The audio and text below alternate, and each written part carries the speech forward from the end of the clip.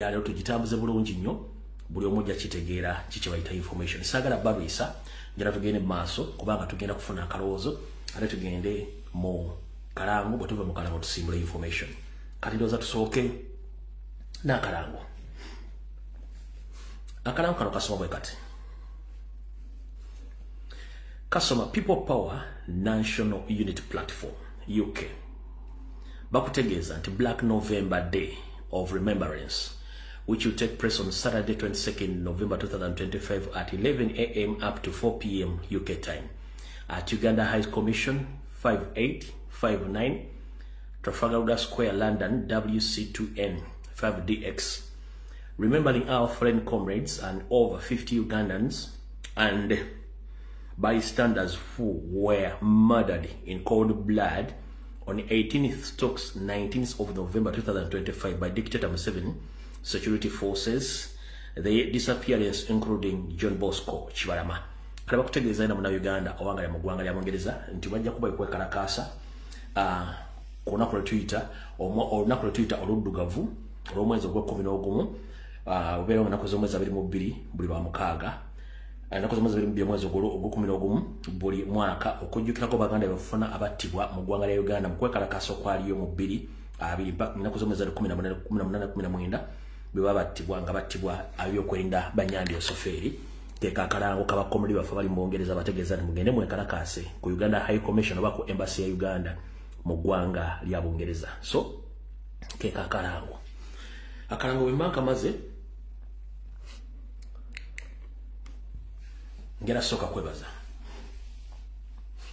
njera ko baza bakomuli banaffe mwenna abali ku ground okusokera njera ko baza ba security njera ko baza ba security abatambula na president omuli ba foot soldier ne ba bodyguard ba president mubali nyo balire ddala bana beofuza batambudde ne president mu constituencies zonna bali nyo balire ddala bana mawulire mwenna abatambula ne president abakwata kamera mubali nyo balire mu mugomokola gwa tendo n'abantu mwenna president yayise mwebale nnyo mwebale ddala okukola omulimu ogwo abasala mu videos ne muzitambuza ku social media platform ez'enjawulo namwe batumiddeko mwebale kukola temujjango okwo mwebalire ddala mwebalege kali bumalo kubebazaako njala ko baza muna bana Uganda bafa kyafaniga struggle ng'okwata nusu yo emu n'ogisindikira omwana ateekako data n'okwata nusu zo bbiri n'osindikira omwana abulamu amazzi n'okwata omutwalo guno ogusindikira omwana naye n'afuna weyeeyeko oluba mu mbeera yonna embi eri awo nimbasindikira sere z'amafuta sere za data za airtime mwebali nyo balira temujjango okwo bambi tubeetanga musigale nga mukola ekintu ekyokulima ba comrade mukimanyi embeera sinungi tewomesa ddigobe mu mbeera y'ensimbi naye ate president yagezezaako ne banno okubanga batambuza ensonga zino kale mwena nja kuwasaba please na buli muntu asobola okubanga supporting a comrade abali ku ground bonna mu ngeri esoboka.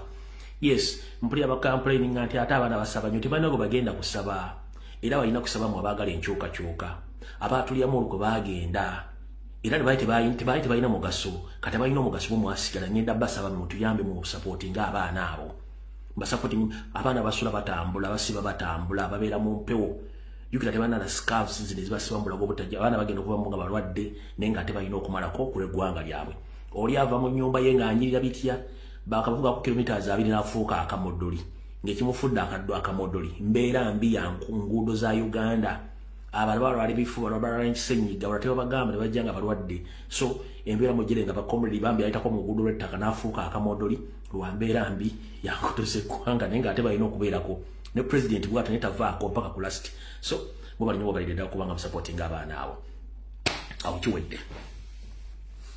Alright, nkyayongera obbajjukiza n'obbategeeza n'okubajjukira nti comrade Mudaffe Kibalama eyawambibwa abatamanyanga bamenya Yosef Bahabulwa utabaisula mutabana wa kale kyenseremezezere sanga bisibe atamanyikiddwako mayitire mukazi ono ku rajjo era naye baakoze omulimu gwegumu ne bamutta okusinzira ku live sources zange video etandise okusinzira ku live sources zange kigambibwa nti omukyalo ono Monica Kibalama abadde atandise okufuna live sources ezimulaga ebintu ebyenjawulo gavumenti byekwese bikwata ku bbaawe era nga abadde ali willing okuva esaayo n'obiriviringa nkiddamu okusinza ku live sources. In fact omukyalo no Allah amujjuludde Museveni amujjuludde naye mukyalo nabadde ayagala bbaawe era mukyala gwe nkusaba towummula nkusaba towummula engeri gy'obadde oyagalamu bbaafu nomudde wano bakazi abasinga baba bakitadde mu baakoladde ebirala naye obadde osigala ng'onoonyereza ku bbaawo ng'afuna sources z'enjawulo era nga information abadde anaatera ogiririizinga kati abatamanya nga bwe baategedde nti omukyalo nalina information nyingi nnyo kwe kumusindikira abatemu baabwe ne bajjawo omukyala Kibalama naye nga yabadde afunye reliable source eziraga details ezikwata ku ki ku bbaawe state n'esalawo emujje mu budde aleme kusumula information eyo ne bamujjawo kale gwenna yasse mukyala Kibalama ng'oli eyo tudde ku dining n'abaana bo omanyi mu ekizibu kye mulina temuswala mwafuuka batemu ng'otudde ku dining n'abaana bo ne mukyalawo ne family ng'okutte mu nsawo ojjamu ssente ezaakusindikiddwa ng'omaze okutta mu mukyala Kibalama mu Uganda essaawa zino osobola okweyagala naye buli kyokola kigenda kuddira omukyalo oyo bbaawe yamulekera abaana abato mu myaka babadde alina okulabirira naye kati abaana bagenda balekera ate bajjajja baabwe abatekyesobola mu myaka njala kubuuza ng'otudde ku mmeeza olina abaana bolina ne mukazi wo mugenda kwepiica mugenda kulya embizzi mugenda kulya ennyama mugenda genda out naye nga Kibalama gwe tamanyi gy'ali omuntu gwe yalekera abaana yabadde omukyala we mumulumbye mu maka ge mumukutte mumunyize mumulese mu kinabira afudde gwe muzi wa mweyagala musubira ensi mugenda gikungulamu ki mwe mulowooza abantu basobola kubeera batemo nga mmwe kati abaana b'omukazi abaana mbalekedde kati bafuusi bamulekwa emirundi ebiri omwanda we njala kubuuza gwe yabasse naye Museveni gw'osuubira abaana abo embeera gye bagenda okukulamu nga balina profile nti Museveni mu gavumenti ye baawamba kitaabwe ne batuga n'ennyaabwe gw'osuubira nti bazzukulu abaana ba Museveni bazzukulu ba Museveni n'abajjwa bagenda sigala mu Uganda eyo ng'abaana ba Kibalama bayita mu mbeera eyo nga bakimenti Museveni regime gowatta taata waabwe gowatta maama waabwe n'obaleka nga tebasobola kusoma dde okulya abaana abo kifaananyi kikyo basiigira n'abala bangi nnyo abali mu mbeera eyo musiga obukyayi temugenda kungula mirembe mugenda kungula bukyayi abaana abato abatanneetuuka ne mubalesa maama waabwe mwe temumanyi kintu kye bayita maama mu mbeera yonna asobola okuyitamu n'abaana be abasajja bangi bafunisa bakazi embuto ne babalekawo naye omukazi n'atoba n'abaana kati n'akabadde kasigaddewo akamunyeenya akali mu ttano oba akali mu kwesise gye gusemba akamunyeenya ako mukajjeewo musubidde nti anaabo abaana bagenda sigala mu mbeera y'emu era mu omusingi gw'abaana bamwe n'abazzukulu mugutemeddeko ki Museveni ne bannammwe bwe mubanga mulowooza nti okukuuma obuyinza kutta bantu temusobola kulwana nteekateeka ya Katonda osse mukyala Kibalama eriyo abala bangi bafaana mukyala Kibalama mwamutte oba mwamukweka mwamugjamu amaaso eriyo abala bangi nnyo bafaana Kibalama bagenda okujja munaakoma ddi okutta kale buno bakajalabu basindikira bakomredi bali makomera olw'okuba nti baagala ensi yaabwe nga mumukwata abantu ne mubatwala mubasomesa ekifuba ideology ya NRM nga bano ideology bali mu muto nakiro kubanga baagala eggwanga lyabwe ng'omwana we atudde alya pizza omwana we atudde agenda e Dubai omwana we atudde ali ku screen TV inches nkaaga edi mutwalanira eggwanga ali mu kkomera smart wa Bobby ali mu kkomera akiro kifumbi ali mu kkomera bebasalubirizi lumu nga gwe weeyagala oli mu ggwanga weeyagala mutambula muvuga zimpenkoni muli mukutta abantu mulowooza nti eggwanga ligenda kutereera kikye musiga mwe mulowooza nti okukwata sene mwezi w'omuntu olwokuba mumaze omuntu kikola amakulu mwegendereze kati bano abaana imagine bano abaana bagenda kukula nga balina ki baba n'omukazi wattu kakazi kattu ne kasajja kattu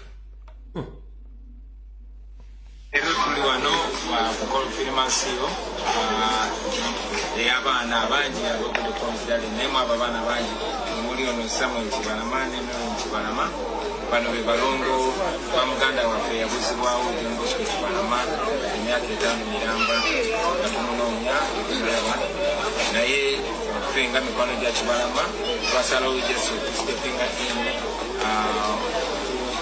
teka ekifaananyi kya taata Uganda Afrika Canada eri abaana bano twebaza nnyo maama waabwe abaddewo n'abeera maama n'abeera taata waabwe n'emikwano gyonna egiyambako okubalabirira okulaba nti basigala mu ssomero era tubasaba nti mukyangu okumulekerawo bano abaana ba muganda ffe Kibalama n'abalala bonna ababano babuzibwawo n'abadde okusomera basobole okulanga abaana abalala twebaza nnyo maama waabwe abeereddewo namwe mikwano gyammwe era tumulekerawo omukulembeze yebaza nnyo mama wababeereddewo mama waabwe yono wano kati essaawa zino ala Kibalama ono wa People Power bawe yabula uyo ali mu kinaabiro ng'afudde bava muzuula kati wane seeta uyo afudde nkyala Kibalama bambi uyo mu kinaabiro uyo yeebase naye atani amubise essuuka ayo naawe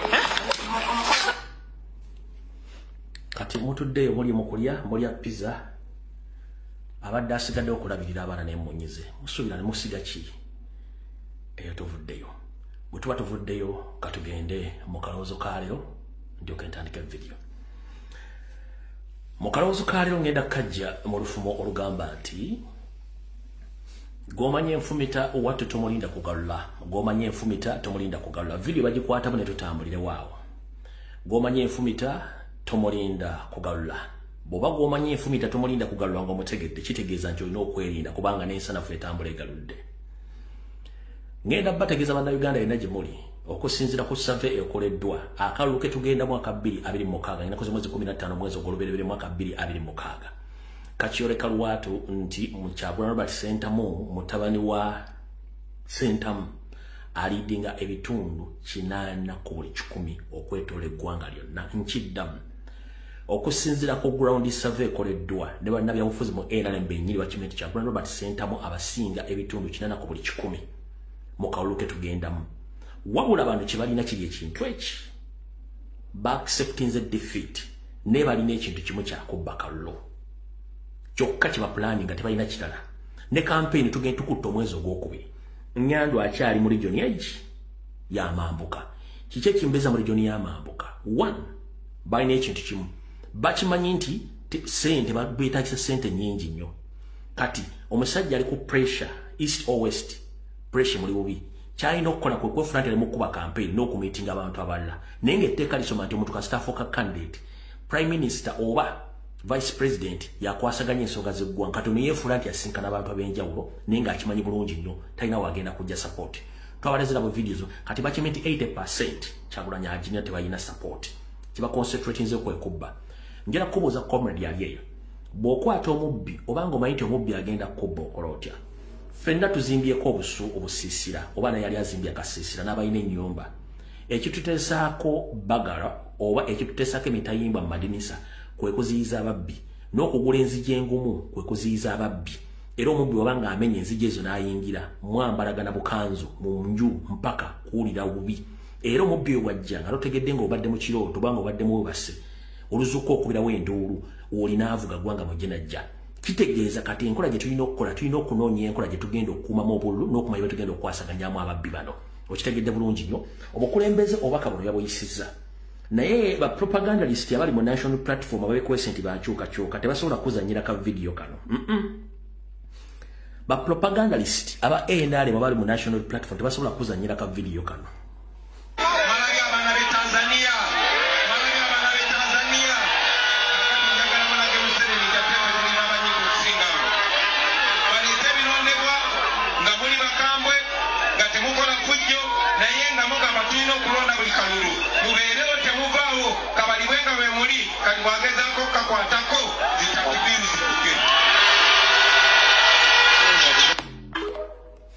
kati abakome tebasobola kuzanyira katambi ako wawula njala kugamba gwena gy'oli nti tumanyi bwe tudiringa n'ababbi era esaawa y'okudiringa n'ababbi mu kalo kano ketugenda mu ketuyita ka protest vote ekigambo protest kitegeeza kwekalakaasa mu ngeri yonna gwe gy'oba oyagadde okwekalakaasaamu so bwe tuba nga tupreachinga protest so any possibility oba any tactical way of protesting tusobola ogikozesa nabagambye ekintu kimu gwe gula ekibiriti okole ki osirike lwaki ogula ekibiriti UCDR mu Uganda yigaba amasanyalaze mu Uganda gavaako okufuna ekitangaalo okozesa ki okozesa kabiriti okukoma essigiri gwe gula ekibiriti okole ki osirike nti ye gomanye enfumita tomulinda kugalula nga bwe tubadde mu kalowoozo ka leero nti ye nti essaawa zino nti ye bo bakozesa ebintu byaffe ffe tetukozesa bintu byaffe nti kwa gugenda ofune t-shirt ya NRM musirika nakugambye tuwa omwezi gumu n'ekitunja kuya kyo tugenda okozesa t-shirt ompulya bulungi nnyo kati gwe comrade nze ezo strategy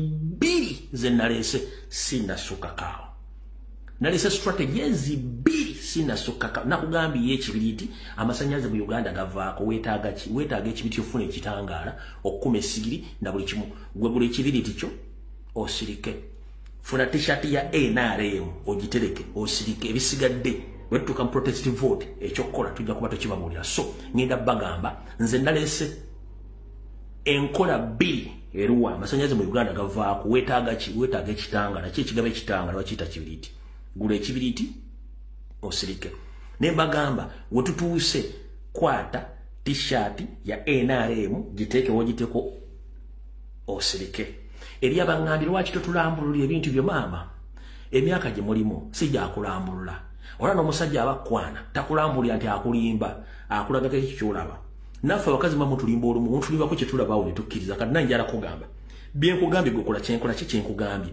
nabagambye nina tactics ziri bbiri gula ekibiri kyosirike ne t-shirt ya NRM ezisigadde zonna sizina akaidia so siraba jantuyirako sigira sira muntu yena jantuyanirako ngaoza musime nagambye gula ekibiriti funa t-shirt ya NRM gitereke bisigadde zijababula enkola ezisigadde I'm not responsible nenga president yagambye tugenda mu protestive vote kalonde bakabbe ekyoddako mu kimanyi bulungi nnyo ompule bulungi nnyo zenkola bbiri zokka zennayogedde zange ngaze ekigambo kiyita protest vote kansoke kunyumira mu katono nze mu ntandikwa abadde bangoberera nagamba abantu tusobola mutagenda mu kalulu ne tutandikira ku bikolobero mu 7 byakola ne bifuuka spark abadde bangoberera nabagamba nti mu ntandikwa nga n'akawo tekananyiikira nnyo nabagamba nti tusobola n'okuggyako mu 7 before election olwo bikolobero byakola kubanga atuwa nnyo spark nga tusobola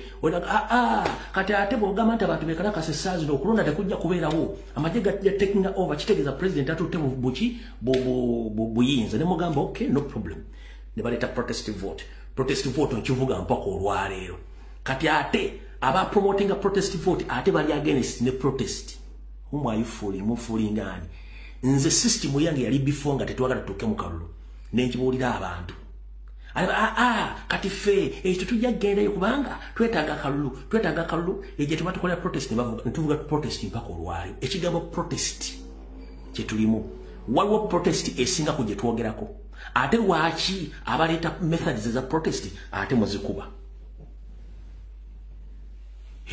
ate muwoza simayi peaceful waliwo ekigambo kye bayita protest nga kiri peaceful tekiriyo ene protest etuuka nebeera violent kisinzira ku busungu kiboolina kisinzira ku ani gwozanya naye era ani gwokola ki ani gwozanya naye ebyobufuzi ompulya bulungi nnyo nze budde wano nabagamba tutandikirewo okwekalakaasa tukole ekiddako bagamba tebijja kukola tulinda akalulu ne baleeta protestive vote ne basooka yalwanyisa protestive bagamba no katugivuge protestive vote mpaka olwaleero naye ngaekigambo protest tebasobola kukola kikinyonnyola kati tutuuse mu lyo protest naye ngaba bantu mumugule ekibiti musirike mufune t-shirt za NRM musirike ate olinaga nti ffe twetaaga ate peaceful protest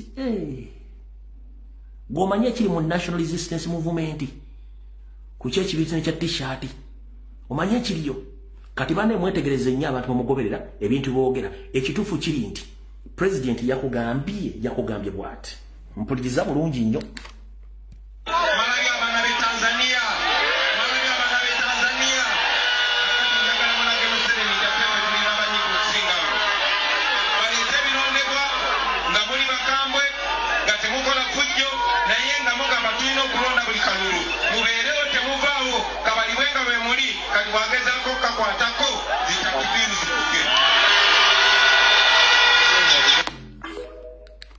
bwakakwatako takbiru zikoleki takbiru zivuge yakusindikidde message era ffe gwe mulimu gwaffe nammwe gwe mulimu gwammwe n'abali ku ground gwe mulimu gwabwe mpulya bulungi nnyo so buli omu leeta method esobola okukola ekintu ekyo we are charging people president kyakola bakiyita charging people acharginga abantu kati ate bwe banga bakyajinga essimu oba bakyajinga emmotoka ate gunoga nti temugicharginga mugireke emmotoka weewe togyagala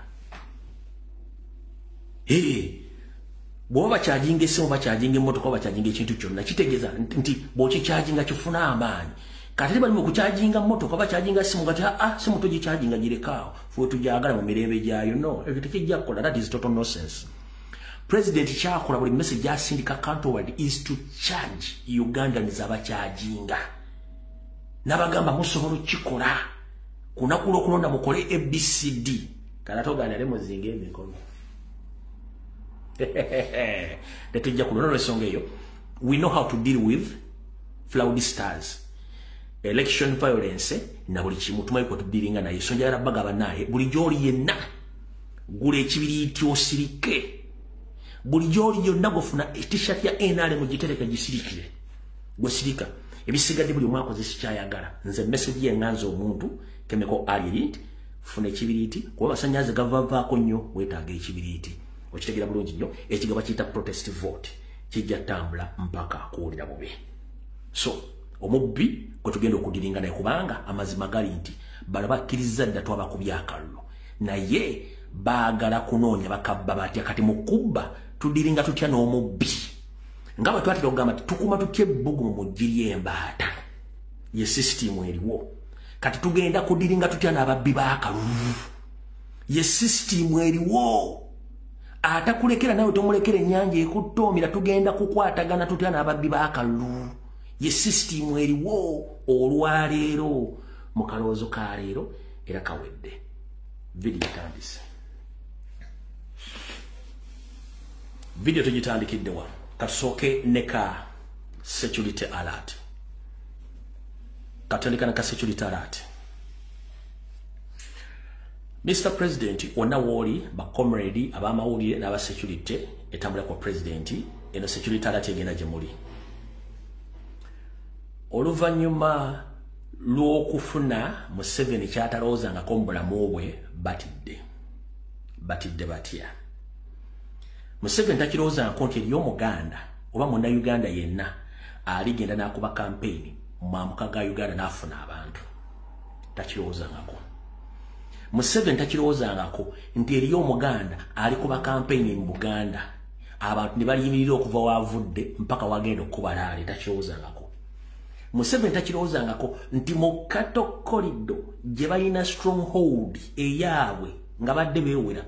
Takirowoozangako nti waliwo Omuganda asobola okukuba yo laale ne zaanaamiriza ebyalo. Ladies and gentlemen, ekyabadde mu mambuka kyaggyeko Museveni waye ezabadde zisigaddeko.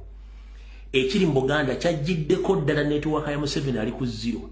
Bwe kituuse Sembabule maama nnyabo bwe kituuse Sembabule ne meeting ziri mu kutuula essaawa zino kitokota sekisabiki kuteesa talina kyasobola kwogera. Sodo Kaguta talina kyasobola kwogera. Bwe tudda ku lugooja mye nothing to do I have to go, nothing to do I have to go. General Shande tasobola na kuyimiriza dda akanyonyi akayita mu lujja nakagamba fa kasori atasobola kubanga kibayitiriddeko nkiddamu kuteesa tasobola kuddamu kwogera kigambo kyonna. Ruwashande nothing to go I have to do nothing to go ninogenda newankubadde tebasobola ku. Sodo Kaguta is nowhere to be seen. Kati kyebalina kiri ekintu kimu bagambe bakatudde ku drawing board kirayaka kasajja kalogo. No si kalogo. Amaanyi ameemanyi gapala ebitembuga kiki bagenda okuzaako olw'okuba nti bapulaninga okubba akalulu. Figures teziba favoringa. 1 internationally locally bamanyi Bobi Wine ara 80%. Kati bo bano stronghold zaabwe zebadde basubiramu okubesingako okwewa percentage. Bagambye tetugenda kukkiriza musajja gendayo bwatyo. Tugenda kukola ki? Wulira bulungi nnyo. Bagambye tetugenda kukkiriza musajja gendayo bwatyo. Kubanga agenda tulabisa tetusobola kubira ku TV tugende Museveni yawangudde nga omusajja atukubye ne gituba tusubira lwa stronghold. Kiki ekiddako wuliriza bulungi nnyo. Wulira bagambye n'okutandika n'olunaku lw'enkya message ya security njara gende eri president eri ba security team ya president ne ba comrade bona bana bawonde one mu meeting batuza bagambye bagenda kukiza Kyagulanyi kuyingira mu bitundu byabwe ebyamaserengeta nenga ajja kuyingirayo one baragidde security agencies omuli police ne military mbo batandika okukozesa ku mukono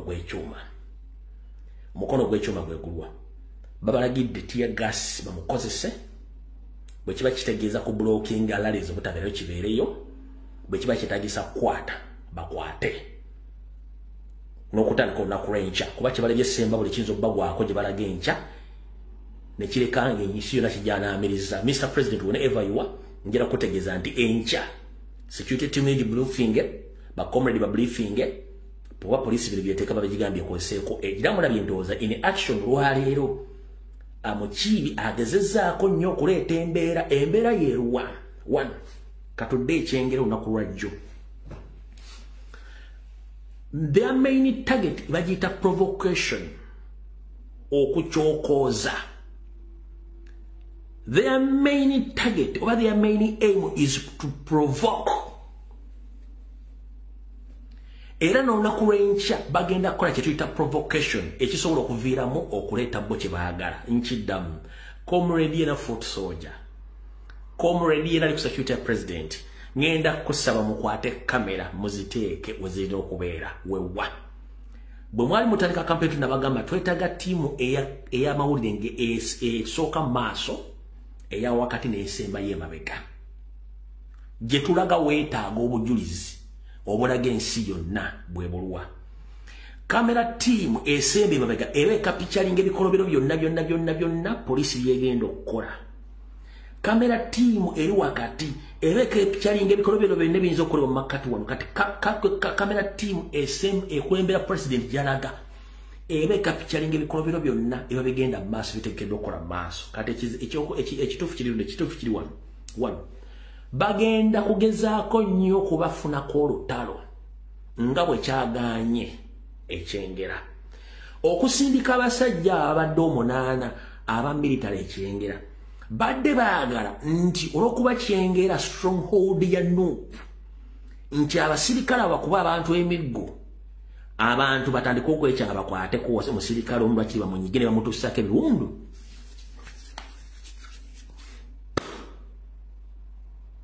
campaign baziggalo bwe ziba tebaziggaddewo nga president bamukwata bukwasi bukolokolo mutwala kulaali gyaba agitegese nga tebagenda mukiza kuddamu kutambula mission bwe yalibadde wabula ekyasinza obamala enviri ku mutwe n'akakodyo kaabwe aka military teri wadde munnayuganda ekyengera eyakotte ku musirikale abasirikale bakubye abantu baabwe embooko ne bazibakuba ne bakoowa abantu ne batambula ne bagenda so kati eyo tactic yabanyi bagenda otandika mu masere Mr. President nkwegayiridde nyenkya briefing aba comrade bonna abavuga boda ba comrade aba security team yo bonna tekuba muntu yenna awa essanyu police oba amagye ng'abakinyeko olutalo kubanga bano kyebaagala bagala bakose tiya gas naye muwabuuziza bwe mukosa tiya gas ng'omusajja talina kintu kyonna kyakoze ekyo mba mugenda kinnyonnyola mutya ne bagamba we must find a way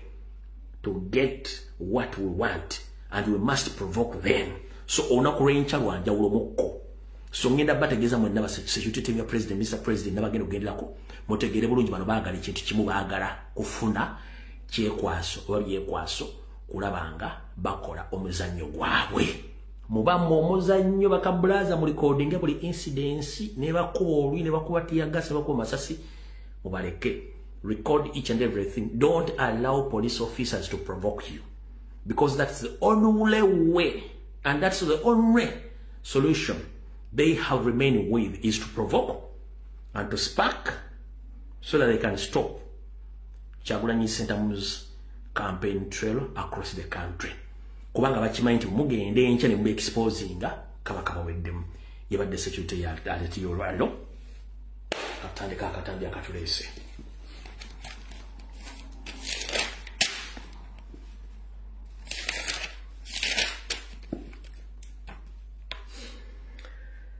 Tutandikire wa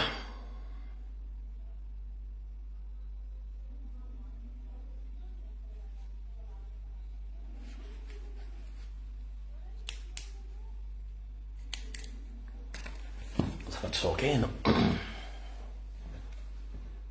Katusokewa. Katusokeno. Bulungi nnyo.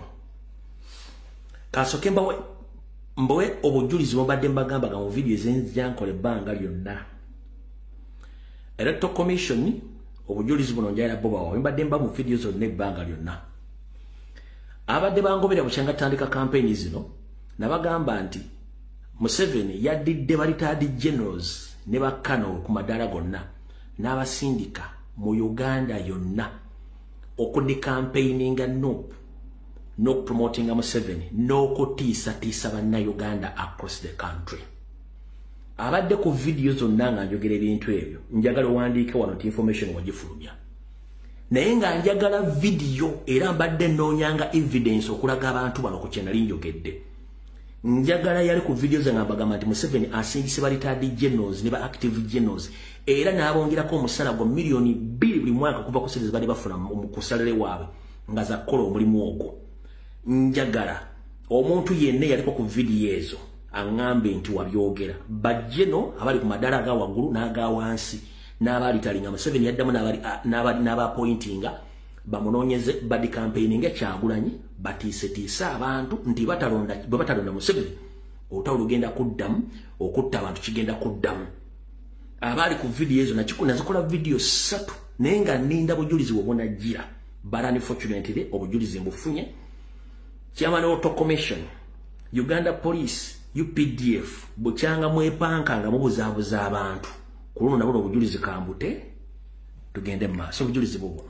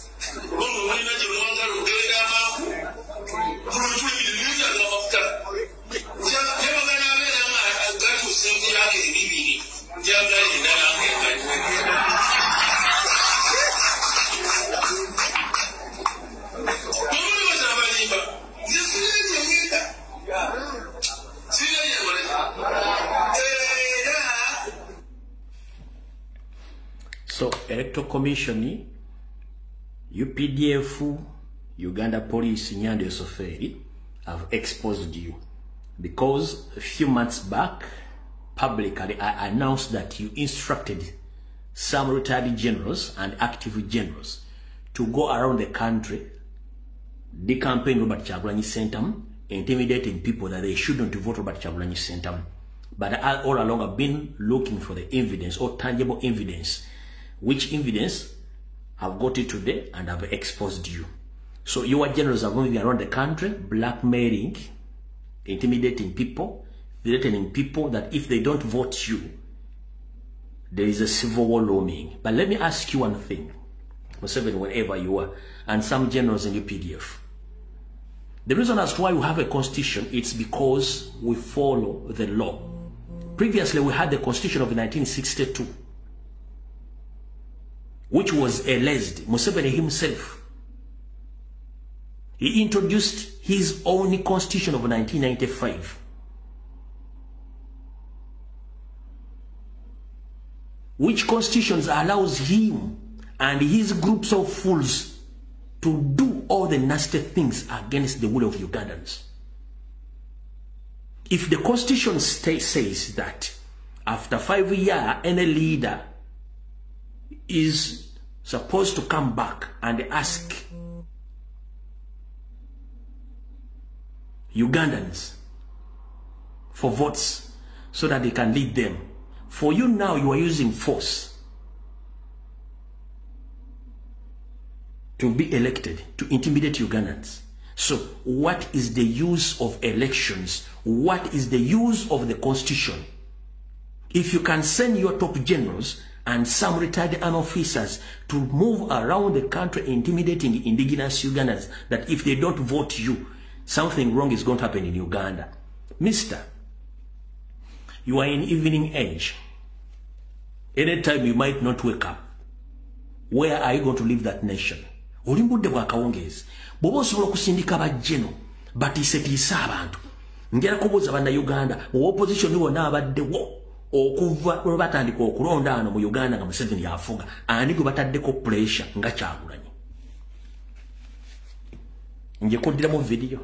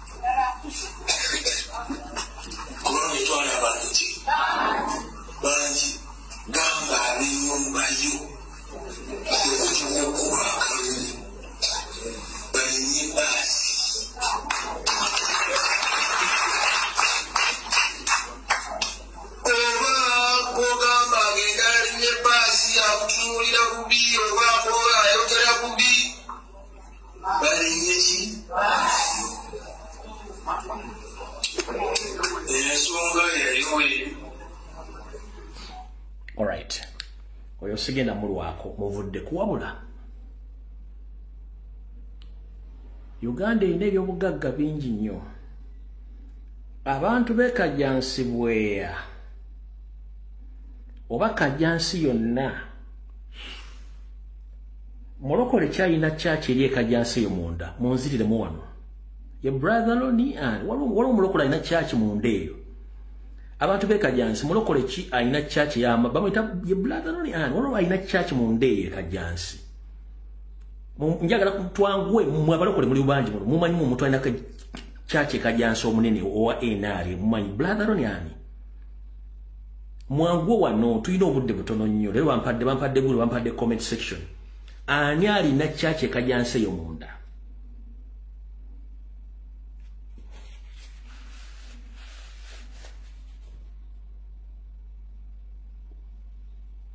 Kale munalo okitegeera.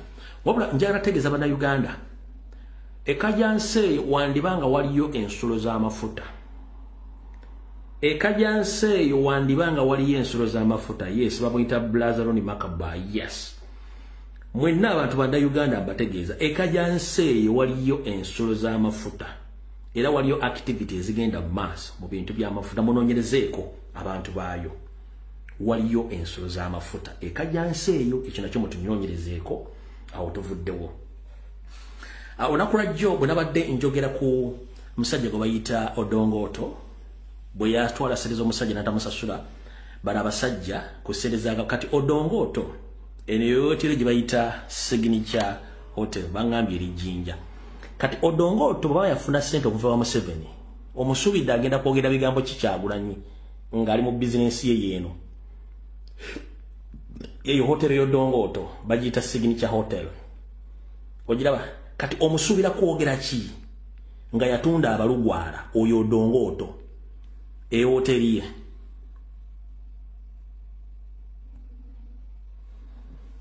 Odongoto omusuubira kwogerera ki Kyagulanyi nga naye protectinga gain ze. Eyo hoteli bagiyita Signature. Gira bagambye jjo mweyabbirako omusajja ssente n'atamusasula ssente. Hiyo bagiyita Signature. Bagiyita Signature Apartments hiyo. eyo hoteli y'Odongoto oyo akuma gainizize Museveni ze yamuwa okulya mbalugwalo olukwe kyovana nabagabwe mutu yenna ajja ku podium okulumba Kyagulanyi aba mukozi wa state yiyo signature hotel mugira bulungi nnyo yoyo Odongoto mukitegera bulungi nnyo nkyaba wa footage bwete bwefaanana kati ono gwomusuubira nti tagenda kulwanira ku Kyagulanyi amufiireko eyo hoteli y'Odongoto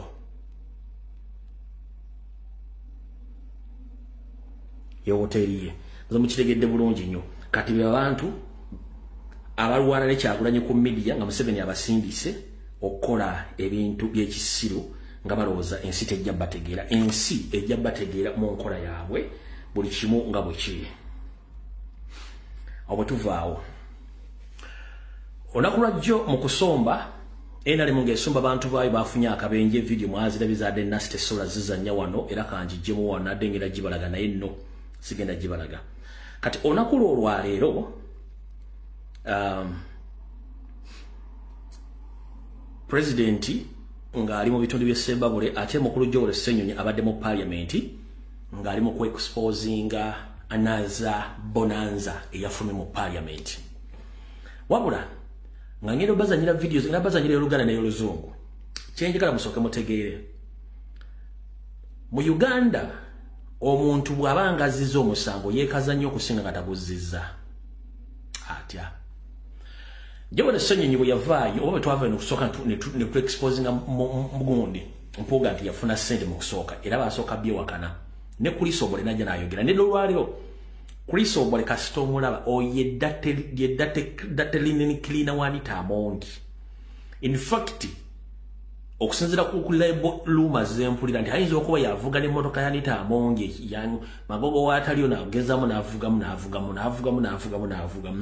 kyovula badde nga baga nti awangu dali opposite omusajja avudde n'akwata Anita mabere gano aganyogera bwati ngali happy nnyo kati magogo ndoza bwataba Kulisobole ayika yavuga mmotoka y'amagogo enkadde Kulisobole kati olwaleero mukulu Ssenyonyi wazze okuexposinga bonaze endala y'emiliyoni 4 Kulisobole avuddeyo n'ayogera ebigambo bingi kasitola ba Kulisobole nga avuddeyo manya it was a done deal sente zafulumye Mr. Kulisobole you know Luganda you know English so I'm here to inform you you came publicly to defend the NRM and Mpuga about the 400 millions which they shared among the 4 MPs including Mathias Mpuga and Samba. If you know that whatever Right Honorable Joel Ssenyonyi, whatever he said or he aired out is not true, you have lawyers, the court is there, go to police and open a case against Joel Ssenyonyi.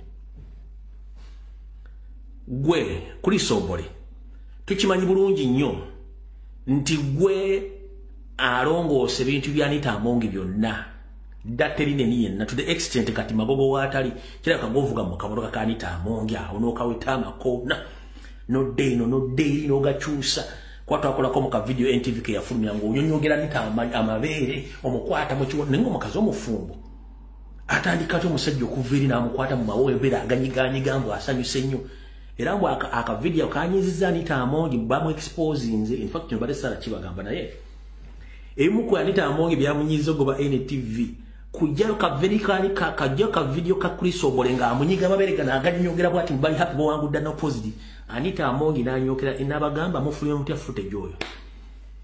Why do you really expose me? How can you release such a video when this gentleman is just happy about what happened? Now, do you hate me? What did I do to NTV? How can you release such videos? What does the public think about that video? By the way, I'm not happy about that. NTV. Chichamonyiziza nagambe NTV. Tedda mu parliament. Aka video yako je kali. Eyakafunye konanga tunakadelitinga kalete. Okante ngenda kasula akataddeko kuno. Kekanyiziza Anita Amongi n'ebirala. Akasajja era video kuvadde akasajja ako kabadde na wale baira mu nyumba era we focus speaker akasajja nikafuukikirira mu nyumba nga kalaga nti kali mu konto. Kyovola magogo takyalabika nnyo wantu magogali eyo bayafuna makasajja. Obane yakola kyali kati yo n'ogubole.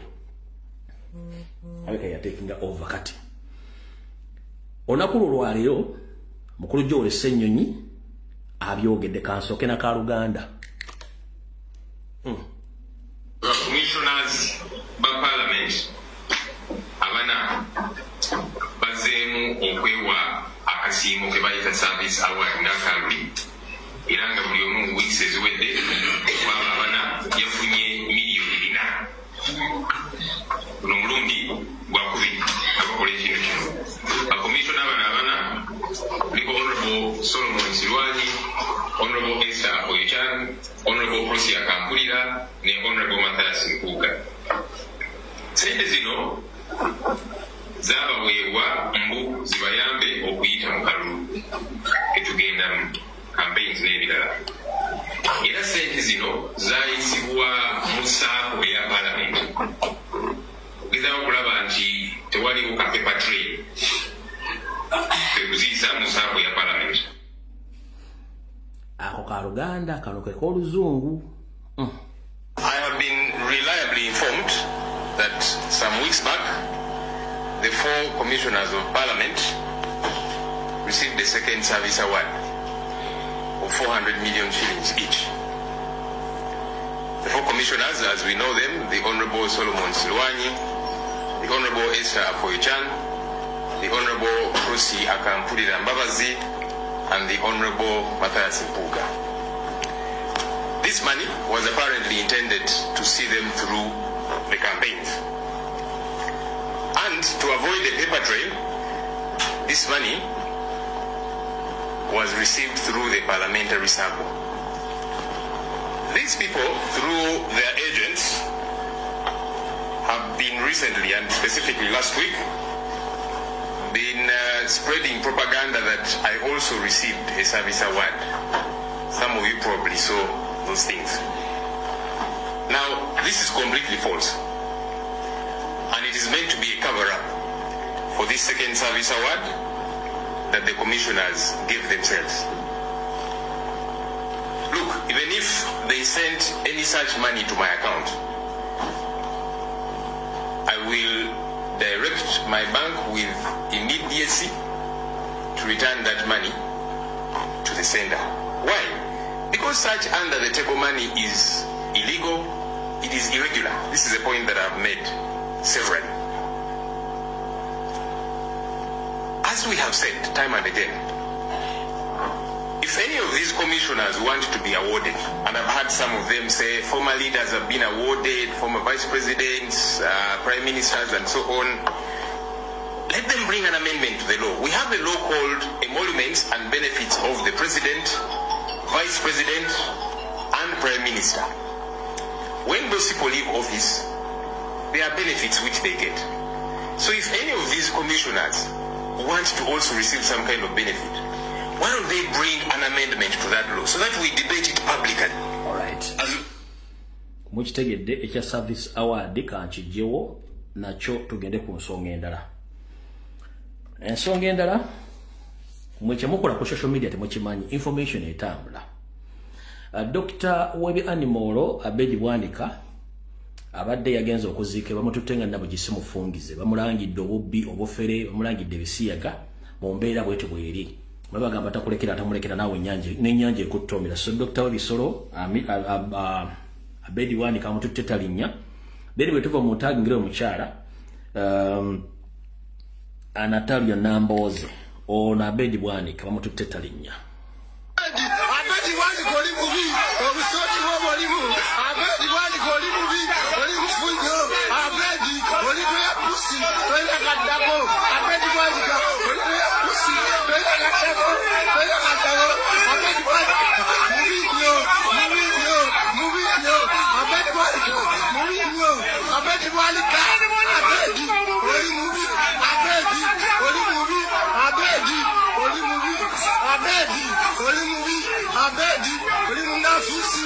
Abedi wewe sobulevu toya kaddako. Abedi Bwanika. Ekyo tubagamba nti bwemumukira abantu bano mbamaze amaanyi. Kati Mr. President abakulembeze ba National Platform bana Uganda mwenna mujjukirako nti bwetwali mu preliminaries national platforms akone nominations mujjukira nti RCC wa Masaka ngo bayita Hamedi Wasiki oluvannyuma lw'okukola emivuyo ne tumulabisa bamulikolingira mu mutwala mu Zembale naye abaenda nga bakulembeddwamu Kabanda beechangira ku Museveni bagenda ku Okero House ne beechanga ne bagamba nti ono mwami yasobola okuddabiriza Masaka n'okugitereza olw'okuba tumanyi Kyagulanyi yagenda kuba lukuŋŋaana nga 29 lwali terubusa nga Wasiki bamukutte Wasiki bamuzizza e Masaka gyali mu kubukutira so njala tegeeza mwenna bakulembeze ba Masaka bana Uganda mwenna nti omutemu ono yali mu regimu y'Obote nga wa youth wing era batta abantu bangi nnyo bamukomeze e Masaka era ali mu kwewera okutuusa obulabe ku mukulembeze saako n'abakulembeze ba national platform e Masaka so njagala bategeeza mwenna mutegeere RCC wa Masaka ngo baali bajjeeyo ate boto bamuzizza yono wanali mu kwewera yalese enkola yaabwe y'abanootu eno gye bayitambwa eggaali n'avaayo n'ayagala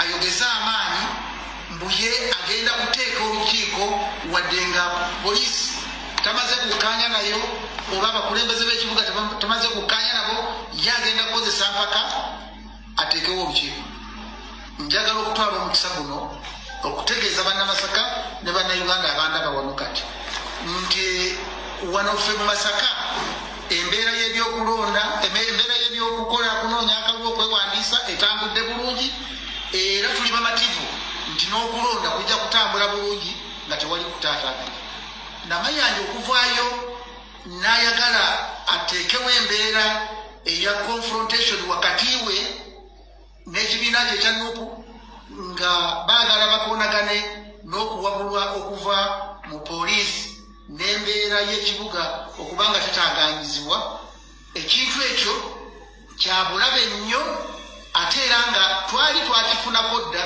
kuba Namayanja yategeka abantu bagenda okutuma okuyisa eggaali mu bantu mwe muli okukuunyula obusimu okubamba ebigundi indiketa z'abantu yamala dde batongoza wano mu Masaka naye olw'okuba nga tubagoberera bulungi balemereddwa okutuusa obuvune ku bannamasaka so kati ye okuvaayo n'agamba nti agenda kukola za mpaka ateeke olukiiko awatasaanidde kubeera lukiiko ekintu ekyo kyakive era mulabula tageza tetwagala atuleetera embeera ey'okutaataganya ebyokwerinda byaffe n'okuleeta embeera eteri ya butebenkevu mu kunoonya akalulu akabadde katebenkedde. Mr. RCC of Masaka, Mr. Wasike, what did you pull, Mr. Wasike? I don't know whether you pulled Wasike, I don't know. Kati ngoyagala okumanya lwaki Blue Band abeera waayiro ng'ennaku z'omwezi 29 yegenda okubeera quarter final ya kampeni za Kyagulanyi mu Uganda. Kati mukulu bw'oba oyagala okufuna ennyinyonnyola entuufu lwaki Blue Band waayiro nga 29 ogenda kirabako oli RCC tomanyi bantu bali mu Masaka. Masaka ogenda kumanya ennamba y'abantu abali mu Masaka bonna. Nobody can control the population which is going to appear on that lare. Mukulu Wasike nkubuulira, the problem is mwina urban excitement, which urban excitement that you are given some small power and you have a camera excitement nojja mukanoteka ko bugalubi nojja notisatisa abantu tumayina nabe abantu bali mu Masaka kati ngenda kubuulira nga 29 yegenda okubeera quarter final. Yegenda okubeera quarter final ya campaign za national platform e Masaka. Kyogenda okulaba kigenda kubeera nga RDC Wesembabule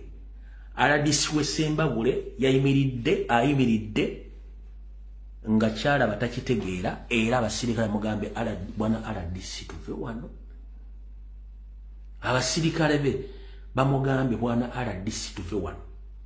Basuze bakuba embooko bagaana abantu bayiya amagye poliisi omuntu gyavudde Sembabule tebategeddeeyo poliisi ye mugambi bwana RDC tuve wano tugende era laala etambudde bulungi nnyo nga RDC yekwese nga taliiwo olw'ensonga tategedde bantu gye bavudde.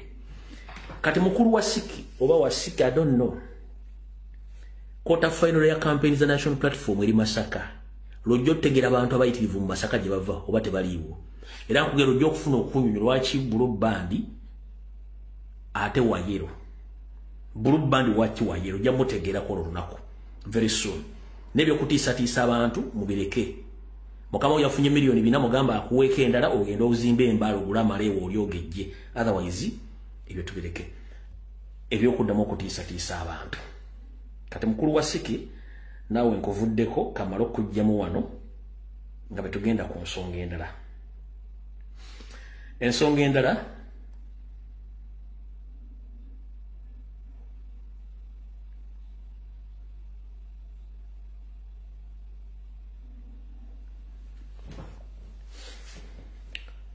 mwenna ebyatuuse mu Kampala mwabirabye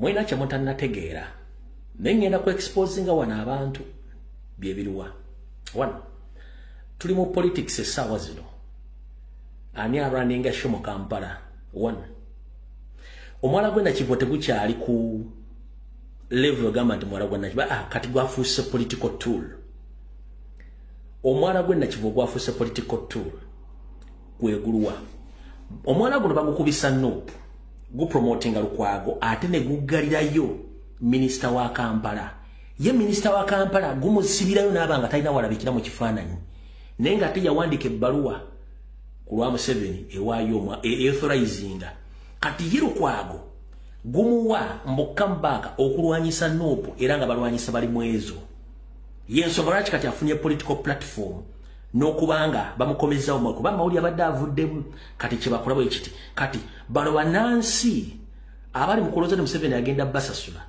tebalina go bagenda kusasula bagenda kunoonyamu aba NRM babawa ssente ninga guno mwana gufuuse political capital wa gundi walo kwa gwagenda okukozesa okukola ekintu ekyo era kyali mu kukola essaawa zino wano Lukwago yakamafulejinga mu Kampala nti alwanirira abantu kumbe ye akola political capital gwatagala aveewo mujja kitegera oluvannyuma kati kyenjagala musoke mutegeere nnyo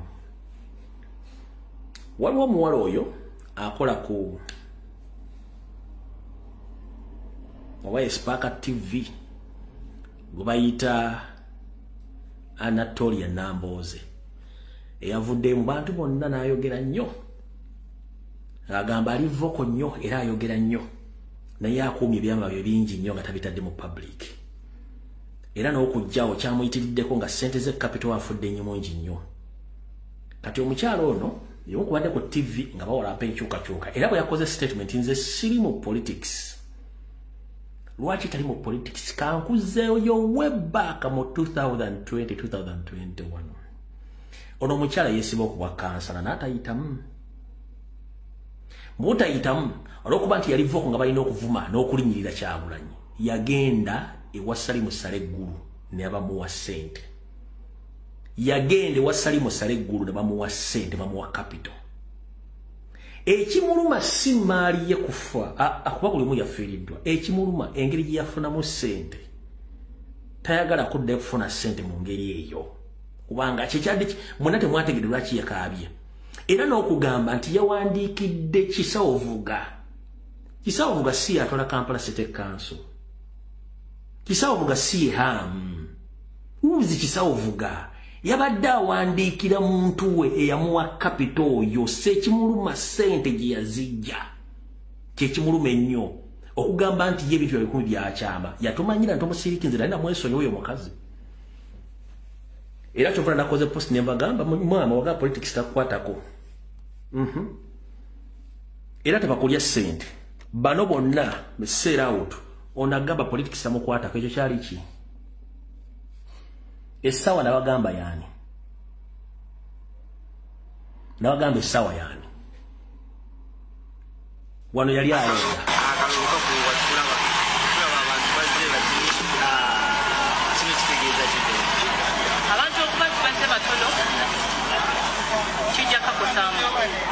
olwokuba nti tubadde twetaaga abantu nga bangi bajje bayogere eddoboozi basindike eddoboozi nga bwe bwabadde nga 14 wiiki ewedde naye nga omanyi ate abantu balina bingi ebyokukola omwaka oguwedde kumpi bagumalira mu covid-19 so ndowooza basazeewo basigale ku mirimu naye byonna ebinaavaamu ffe bye tujja okutwala fe okulinnya ku ddaala ne tufuna presidential candidate ne tuweyongera ne tufuna kati wano bwe yabadde ayogera yayogedde bw'ati kati njagala owulire njagala body language tone ye facial expression owulire engeri gyafulumyamu ebigambo si kulumwa nti yafiiriddwa nnyo emaali no gye yajja ssente addayo atyo zifuna era yatutte obuvunaanyizibwa amuwandiikira mutegeeze watumanyira mu 2021 nange nomumanyira n'enkulinda mu kkoona kale kankwambula olwaleero otegeere watumanyira wammanyira nze omuntu n'enkuleka nabaleka gwe oyigwe n'oli gwe basirika ogenda osoma okugaba emmere mu nnyonyi oli nabeerubeeru nakale akala akali mu Amerika akafubuka akali mu Amerika mwammanyira nembaleka nga muli ku show ya muvuma n'ekyago ntubaleka n'enkulindira mu kkoona kati nkufunye olwaleero njagala ulize ebigambo bino nkunnyonnyole wulira nsubulidde emyaka mingi paka wenadda mu kukola empale ez'omunda mu nkukutu nzimbye brand nkoze empale ezisinga eziri katale ojeeko ez'omu China ziva wange naye si bye ebintu bye tuvaayo okujja ne twogera mu mawulire kubanga mumanyi ekizibu ekibivaamu nina kampani nyingi nsasula emisolo ku Lwokuna nasasula omusolo gwa $10,000,000 aba URM njuli ku Lwokuna yasasula omusolo gwa $10,000,000 aba URM njulire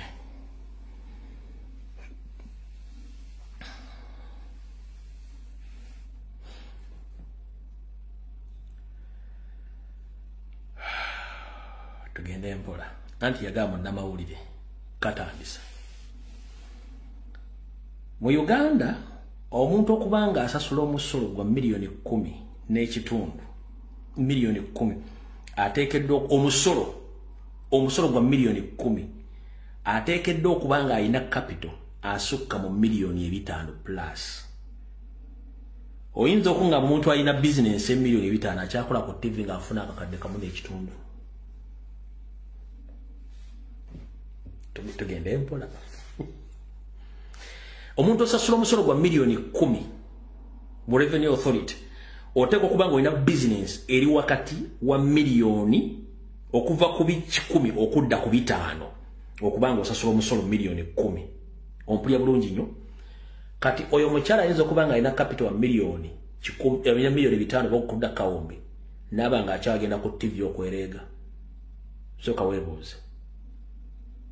weebuuze tugenze mu forensics yatumanyira mu 2021 tumutereka kati yazze nga ayagala ka sympathy vote ayagala ka sympathy bulo ko muli ba internal auditors ne external auditors manyo kugatta ebitabo tosobola kukwata musolo gwa $10,000,000 n'ogusasula nga capital tali mu $10,000,000 kudda waggulu 2 tugenze mu maaso ngenda mukola ko surgical operation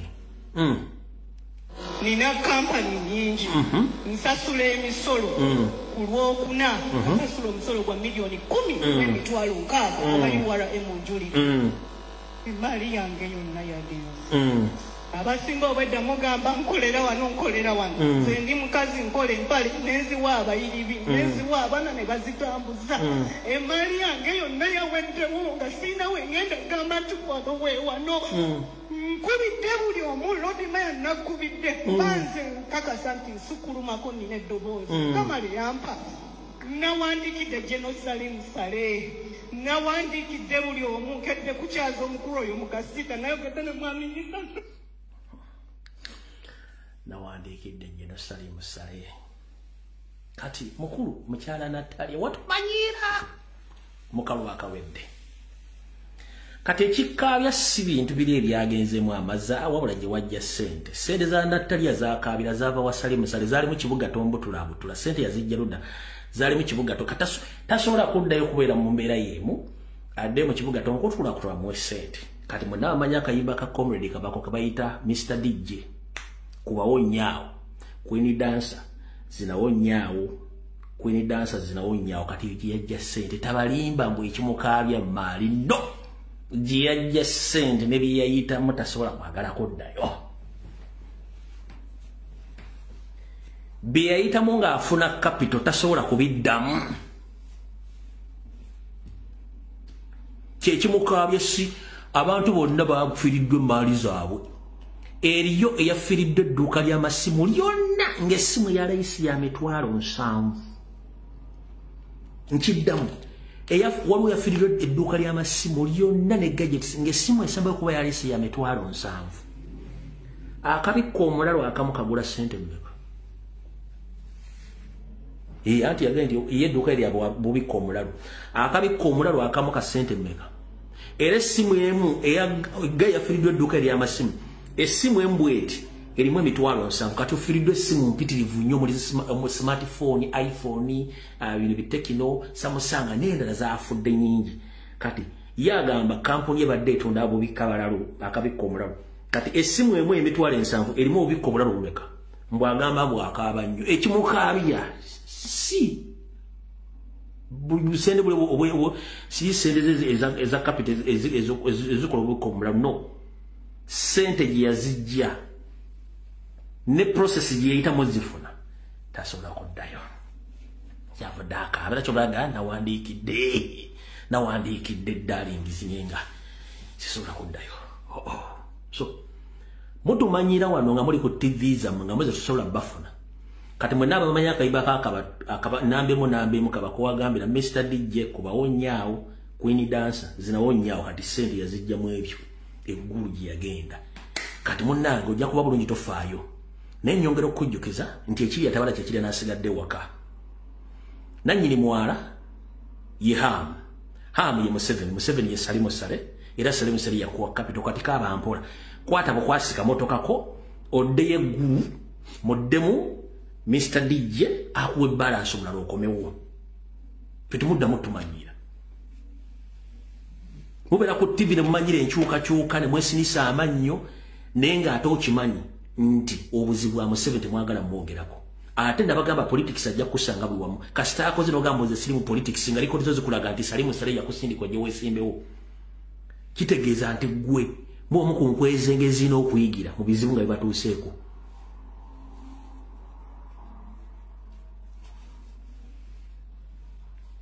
okwo kukabako teyakabye mbw alumiddwa nnyo process gye yayitamu ofuna capital ayina ogiddamu ogiyitamu bw'anaaba afunye chance ddayo kati wali obuzibu awo ddayo anti wamuwandiikire ddayo noba nga olina capital eri million 5 ddamu n'ogamba okola ku Spark TV bakuwe million 2 ba 3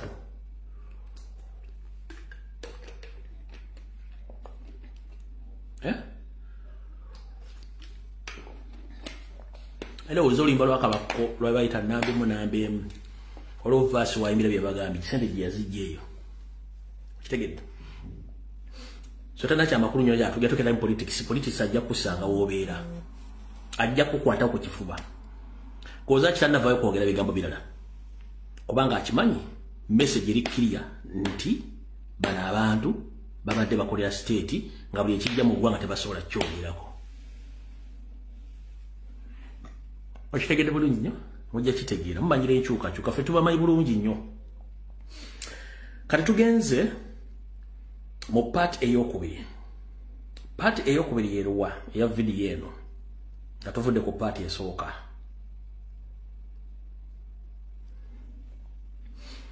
part ey'okubiri katugendeko ewa Abraham Luze then bazanyire documentary alright omukulu eyeyita omugagga mu Kampala nababulidde mukwata go bayita Abraham Luze luna muyita Anderson Luze very sorry mubiga mu bita omukulu ono eyesimye mu Kampala Central sabafere zezo zimu ku records nababulidde yafera abantu buli muna amubba nimba reference bibino kubikufana yemulaga obufere bwe ngali ku police oyo gomuyita oli abulungi ali ku police ku misango gye gy'obufere oyo gomulaba oyo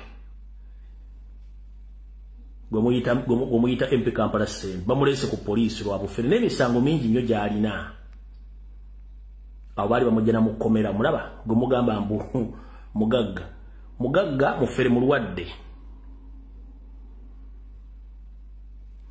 omulaba mugagga huyo ngali mukadukulu gomuyita MOP bano ba state agent baleetera bamwadde airplay ali ku TV atulekanira kati omugagga oyo mukulu General Secretary David Sirus Wongoya munange je balo kaswete oli bulu totegana kati kola boti omwami ono akulage oya soyalingira affidavit nga akyusa amanya General Secretary omufereruze akulage affidavit oya soyalinga nga akyusa amanya bweita Luze Abraham yagakyusa nga nategezeza gwa nga amanya gamatuufu ye Kafuma Ali amanya gamatuufu ye Kafuma Ali atubulire yagakyusa atage yasomerako ba obbi mwenna bono muyayi mu bamanyi bulungi nnyo amanya genjogedde kono gamba nti kyenjogedde kituufu gena sakutetegana ona agenda akulage we swearing affidavit okuswearinga kukola ki okuba ekirayo ng'akyusa amanya gye yasomera yenna bamumanya ge Kafuma Ali akulage engeri gye yakyusamu amanyofuka Luze Abraham ba obi bonna kwe bali kuno ba ogi muwandiika nti ogamanyi genjogedde nti matuufu oyo mufere teri awagira enale nga simufere simubbi simutemu simuwambi teri yagiwagira nga simufere katono mufere manya mufere laavu mufere ttaka mufere buli kimu kyonna mufere naye kennyini amanyi n'okwefera yeewola tasasula General Secretary genda obuuze National Higher Education UNEB Minister of Education bakuwe empapula zoono amanya ge yasomeramu ye Kafuma Ali si ye Abraham Luze no kubira Debbie sempeka akubulire kubira Debbie sempeka n'abala bayagadde kabakazi babbi gana agaluze Abraham yakagatu amanya gamatuufu ye Kafuma Ali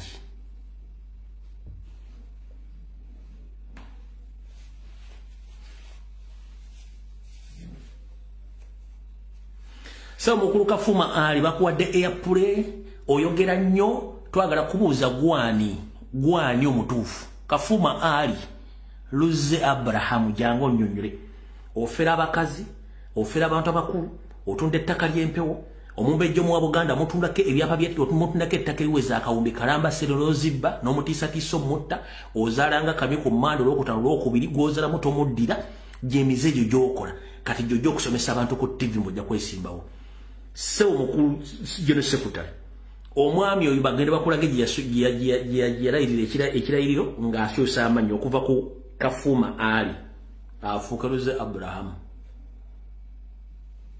oyo tomuvuddeko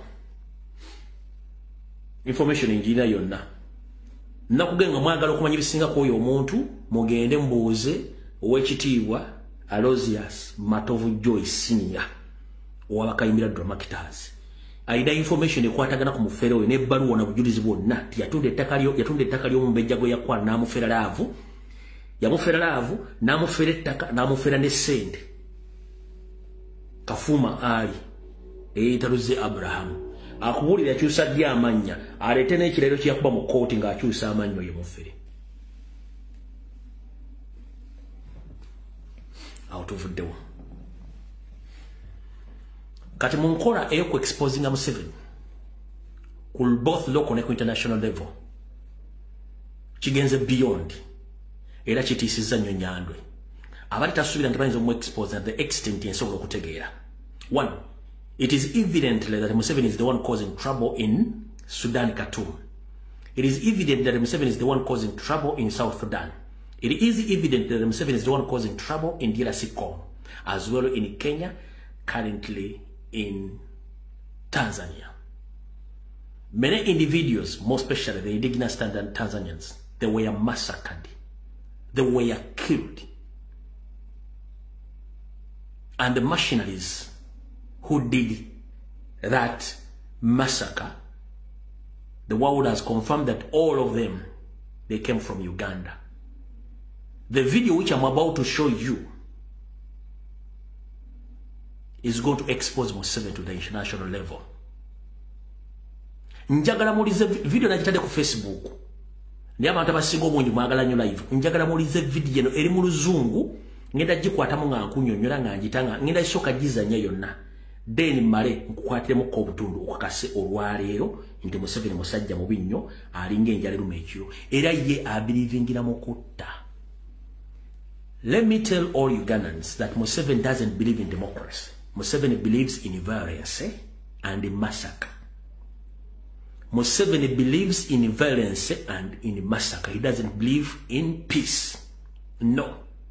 He believes in massacre and violence. So whatever happened in Tanzania, all eyes on Museveni and his friend, Pirato. Akatambika no mukawulize. Kawo obudde era okatwale nti kakulu nnyo. Njagala okawulirize. Kadakika 17. Buli kigambo ekirimu kiwulirize. October 29th, 2025. Dar es Salaam is burning. President Samia just stole an election with 98% of the vote. Opposition leaders caged on treason charges. Gen Z hits the streets. Tires ablaze, chants echoing. But here's where it gets dark. The Tanzanian army refuses to shoot their own people. So Samia makes a phone call. 24 hours later, 300 ghosts arrive.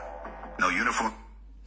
Bakugambye nga tebanagenda mu kalulu omwezi oguwedde ekibuga Dar es Salaam kyakwata omuliro abeekarakasa nga bawakanya enfuga ya Suluma n'okusiba oludda oluvuganya bono bateeka mu ki makomera bwe bagenda mu kalulu abadde bawakanya by'okugenda mu kalulu era abandi batandika okwekarakasa okwokya buli kimu kyonna kye basobola wabula Suluma yalagira abe byokwerinda bakube ku nnyama abasirikale ba Tanzania. Abasirikale ba Tanzania ne bagamba tetusobola kuba bannansi masasi. Samia Suluhu n'akwata essimu n'akubira Nyandi Osoferi ne basindika abatemu abasukka mu 3 ne bayingira mu ggwanga lya Tanzania ne batandika okusalasala n'okuba Abatanzania amasasi agabatira abayitirivu. No flags, just guns. They speak English, not Swahili. And in 72 hours, 700 people are dead. Who are these men?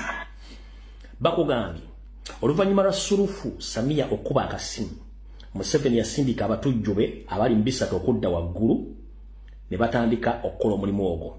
Tebaalinako flaga yansi mwe bava bali kyomanyi wadde Oluswayiri ng'amanyi ekigambo kimu Luzungu. Ono n'abuuza abantu bano bava mu nsi ki kyogenda okuddamu okuwulira. Where do they come from, and why does every dictator in Africa have their number on speed dial? I'm pulling back the curtain on Africa's most profitable export. Not coffee, not oil, not minerals, human firepower. Over 20,000 akugambye nti bagenda kukuleetera abantu bano gye bava. Era akugambye lwaki buli nakyembalya wa Africa ayina ennamba y'essimu gy'akuba emuleetera abatugumbuzi. Era nga abatugumbuzi bano abaleeta bakikola nga bafunamu ensimbi. Era nga basindika emaguzi byabwe eby'abatugumbuzi ogenda okutugumbula abatuuze mu nsi zaabwe bakiyita export. Ne bakubuuza nti gye bava omanyiyo era abakikola mu bamanyi bafunamu batya. Wuliriza bulungi. Nagamba bano basinga emmwanyi, basinga zaabu, basinga diamond okuyingiza ensimbi mu bikolwa bye babasindikamu okukola. Wuliriza. Battle-hardened soldiers shipped out of one country every single year, guarding embassies in Baghdad, hunting rebels in Mogadishu, crushing protests from Nairobi to Bamako. This is the mercenary pipeline no one talks about. The shadow army propping up regimes when their own troops say no. Bloomberg documented it. Human Rights Watch verified it. The UN knows about it but won't stop it. And it all flows from one place, Uganda. Today, I'm breaking down the entire machine. The bosses, the money, the blood trail, and why what happened in Tanzania is just the beginning. Let's go. Rewind to 1986. Yoweri Museveni's guerrilla army storms Kampala. They've just overthrown one of Africa's bloodiest dictators. Idi Amin left 300,000 corpses in his wake. Museveni promises a new Uganda. Democracy, stability, progress. Fast forward 39 years. He's still in power, still president, still in control. But here's the problem he created. Thousands of demobilized fighters flood the streets after victory. Disciplined, English-speaking, battle-tested, no jobs, no future, no way back to civilian life. Uganda's GDP per capita? Barely $1,000. 37 million people scratching by. Then 9/11 happens, and suddenly, the global war machine needs bodies. Cheap bodies, expendable bodies, bodies that won't make American headlines when they die. Enter the private military contractors. They see gold in Uganda's poverty. Trained soldiers who'll work for $800 a month. No unions, no protests, no questions asked. By 2003, the pipeline opens. SOC LLC, a U.S. defense giant, starts recruiting. Thousands of Ugandans shipped to Iraq's Green Zone. $813 million in Pentagon contracts by 2015. They're labeled third country nationals, cheaper than Americans, tougher than Filipinos, invisible when convenient. And that's when the real kingpin emerges. The machine. Saracen Uganda. If you've never heard the name, that's by design. Born in the early 2000s from South African Special Forces roots. Run by ex-apartheid operators who know how to move in shadows. On paper, a private security company. Guards banks, protects embassies, trains personnel. In reality, Uganda's mercenary export factory. The local arm operates out of Kampala. 3,000 guards deployed domestically, but thousands more shipped overseas. Now here's where it gets murky. The company's owned by South African parents, but the real power flows through Museveni's inner circle. Lieutenant General Salim Saleh, Museveni's brother, sand mining baron, inks the procurement deals, controls the pipeline, and the heir apparent? General Muhoozi Kainerugaba, Museveni's son, born 1974 in Tanzanian exile, Sandhurst trained, commander of the Special Forces by 2008, now Chief of Defense Forces since March 2024. Muhoozi doesn't officially own Saracen. That'd be too obvious, too sloppy. But his Muhoozi project? A shadow network grooming him for succession, patriotic league rallies, Twitter tirades, and quiet control over who goes where. Bloomberg exposed the recruitment process in 2016. Interpol vets 1,000 applicants every single month. Ads blast across NTV. Guard Dubai, $2,000 per month. Ex-UPDF veterans cycle through 2-week crash courses, AK-47 refreshers, VIP protection tactics. Then they're shipped out. Somalia, Iraq, South Sudan, Afghanistan, wherever governments need plausible deniability. The remittances, $200 million yearly. More than coffee exports since 2009. Uganda's Ministry of Gender celebrates it. Critics call it human trafficking with a uniform. But the real question is, where do these men end up? And what do they actually do? Let's start in the Middle East. Iraq, 2003 to 2011. Peak deployment, 8,000 Ugandans. They guard embassy walls, escort convoys through Fallujah. When Blackwater massacres 17 civilians in Nisour Square in 2007. Leaked documents show Ugandans were in the mix. Accountability? Zero. Afghanistan echoes the same pattern. VIP shadows for NATO commanders. Anti-Taliban patrols until the 2021 pullout. Base pay? $800 a month. Hazard bonuses bump it to $2,000. Back home, that's a fortune. But Bloomberg investigations reveal the cost beatings, unpaid wages, 120-hour work weeks, no legal recourse, no way home if you complain. Now let's move to Africa, because that's where the real blood gets spilled. Somalia. 6,000 unofficial mercenaries on top of official ATMIS peacekeepers. Saracen trains anti-Shabaab squads. Convoys gold shipments for UAE donors. When Al-Shabaab ambushes intensify, Ugandans plug the gaps. Human Rights Watch documents the collateral damage. really? Villages razed, civilians caught in crossfire. South Sudan, 2013. Civil war erupts along Dinka-Nur ethnic lines. President Salva Kiir's own army starts defecting. Museveni airlifts 5,000 advisors. UPDF mercenary hybrids funneled through Saracen. Juba retaken. Oil fields secured. But ethnic massacres follow. 300,000 dead. The UN fingers Ugandans in rape camps. Mass graves. Systematic brutality. Equatorial Guinea, 2004. Dictator Obiang's regime fears a coup. His own security forces can't be trusted. Kampala recruiters ship 200 men for border operations. Dissidents hunted, throats slit. Deniability? Pristine. Central African Republic, 2018. President Touadera hires hybrid forces against Seleka rebels. Resource grabs masked as security operations. Diamond mines secured while villages burn. And then there's the DRC. Museveni's been playing the long game here since 1996, when he helped Tutsi rebels topple Mobutu. Fast forward to 2025. Muhuzi tweets, border secured, while Ituri stays occupied. Coltan mines hum under commercial veils. Al Jazeera investigations expose the shadow economy. Sand, charcoal, minerals, all flowing through Salam Saleh's Nile agro empire. Nigeria's bandit wars, Mozambique's gas fields, Mali's jihadist insurgency. Everywhere you look, Ugandan mercenaries fill the gaps. When official troops won't do the dirty work. When governments need foreign hands on the trigger.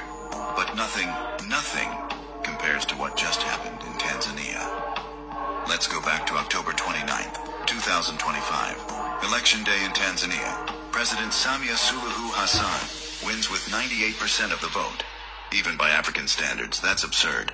Opposition leader Tundu Lissu, locked up on treason charges since spring. Chadema Youth Wing hits the streets.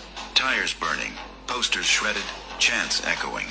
This is mainland fury. See, Tanzania's union has an unwritten rule since 1964. Presidents from the vast mainland, Tanganyika. Vice presidents from the Spice Islands, Zanzibar, Nyerere, Mwinyi, Kikwete. All mainland stock. But Samia, born in Zanzibar, she inherited power when President Magufuli died suddenly in 2021. To Dar es Salaam's dock workers and Dodoma's farmers, this feels like colonization. Zanzibar's elite loot our ports while we scrape by on $2 a day. COVID gutted tourism. Inflation devours wages. Abductions hit 83 since Samia took oath. Freedom House labels Tanzania not free. Gen Z, TikTok fueled, Kenya inspired, channels 2024's rage. Hashtag Pause there.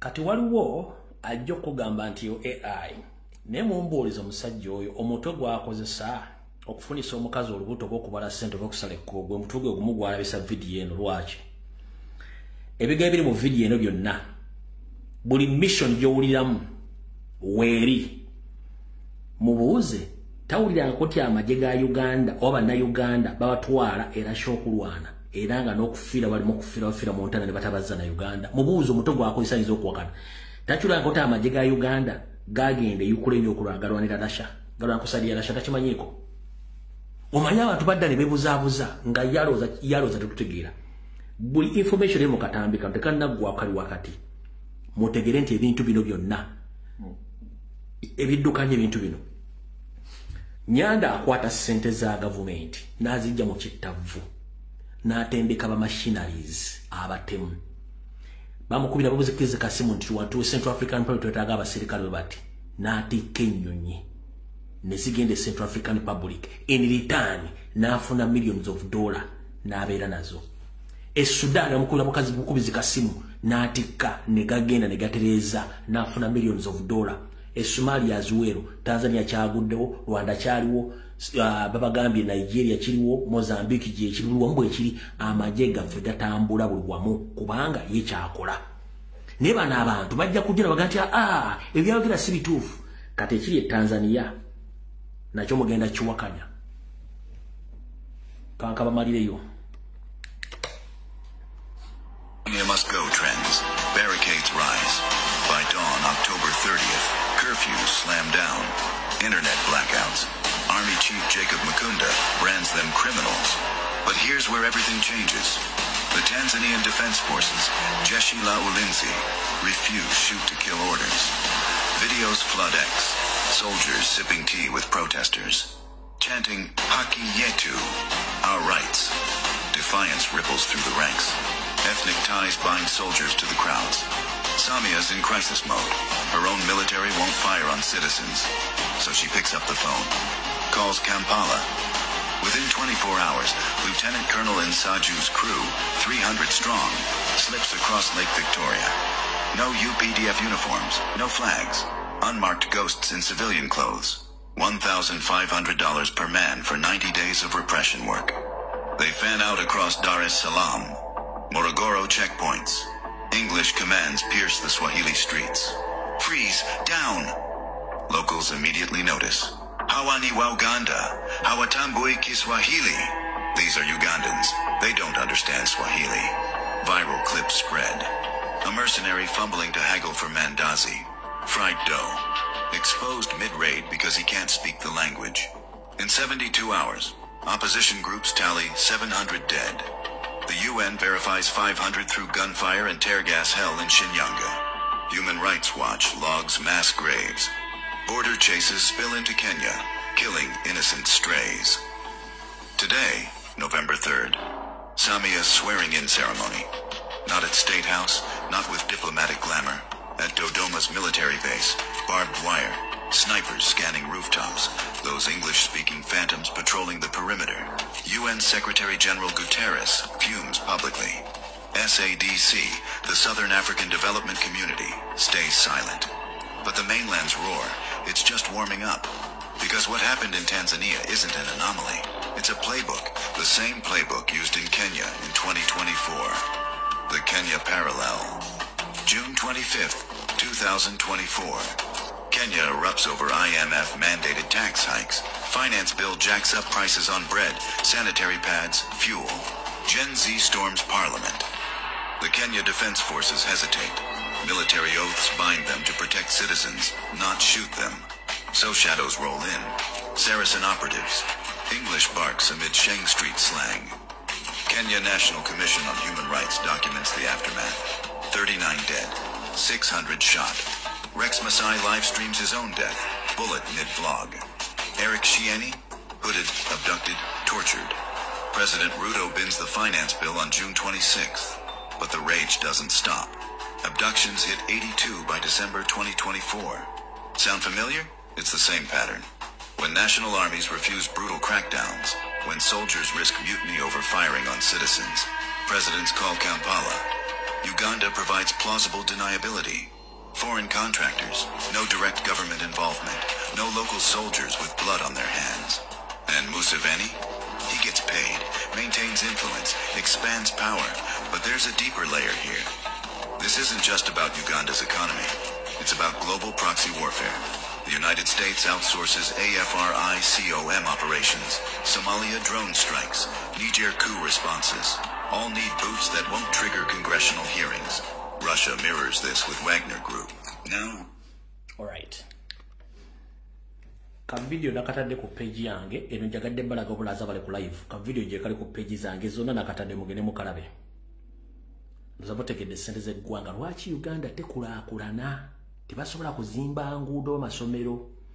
Yensonga lwaki batebakime nti budget ya defense ya Uganda tebuuzibwa. Bulijjo temukyebuuza lwaki ubasoma budget baga nti budget ya Uganda eya defense tebuuzibwako bibuuzo. Mubadde mukimanyi ezo na ssente mweziyita okugula ebyokulwanyisa okutraining amagye agatali mu constitution. Nabagambako ekigambo kye bayita black ops operations. Black ops operations ze katinga bino amagye ago Museveni agalina. Tegamanyikiddwa mu UPDF, tegamanyikiddwa mu SFC, tegamanyikiddwa wa nga be emirimu gyabwe gyeyo. Kambazeeyo ko katono. Mubadde mugoberera ebintu bya tteeka munda. Waliwo gwe bayita amanya gagenzi tenga grupi bagita Wagina. Wagina eyo ebadde ekoze emirimu mingi nnyo mu Africa ne mu nsi endala. kati Museveni yaina wingi iye yawage iye yefananyiriza bwetyo kati sente zonna eziva mu budget ya Uganda zizikola emirimu gino okutraininga okuliisa okwambaza okubatambuza mu nsi yonna wabayagadde ogenda okukola emirimu egyo igulupu eyo kati musuubira basobola okutuzimbira amalwaliro basobola okutuzimbira amasomero gwayagala okugamba nti ogenda kuzanya ne Museveni ebyobufuzi ebiri peaceful osuubidde nti osobola okuzanya peaceful politics ne Museveni ng'alina influence mu nsi zonna ezeetoolodde East ne Central Africa oba otegeera bulungi nnyo mulina okutegeera nti omuntu gwe twafuna munnabyabufuzi ne munnabyabufuzi ono yali terrorist era yajja namundu era kyasinga okutegeera kyasinga okukola ekyobutugumbuzi n'amagye tali development n'akamu nkiddamu tolowoozaako mu bulamu bwo nti Museveni agenda kukulaakulanya Uganda ne famire yenno bajja batemu bajja babbi bajja bamafia ng'ekyo kyebamanyi bakiyita terrorism to terrorize kubanga kibafunamu yensonga lwaki buli kimu bakikozesa maanyi kati gwe comrade yali eyo think twice before you act tugenda mu protest vote yanjawulomukko somesa abantu engeri endala ennyo ey'okubanja muno okukuumamu akalulu etali ate yakuyingira bitakukwatako betuwanyisa tubamanyi era ensi etandise obategeera wabula ekizibu ekiriwo nti ffe tugenda kufuna ebizibu na Uganda bagenda okusigala mu Uganda katujja kugenda nga Kenya bakuyita huyo Muganda huyo ni problem yakwetu hapa nga bakutta bitu by'ekisiru ojja genza banga kya Abaganda badde batutta nenga si Baganda ojja gende Kongo tokyasobola kubeera nga bakuyita Munayuga bakuyita Muganda ate ekizibu ensi zonna za East Africa zimanyi nti Abaganda ffe tuli mu Uganda ffekka tezimanyi nti mulimu Abanyankole tezimanyi nti mulimu Abanyarwanda tezimanyi nti mulimu Abatoolo tezimanyi nti mulimu Abakonjo tezimanyi nti mulimu Abasoga oba Abagisu no ffenna batuyita Baganda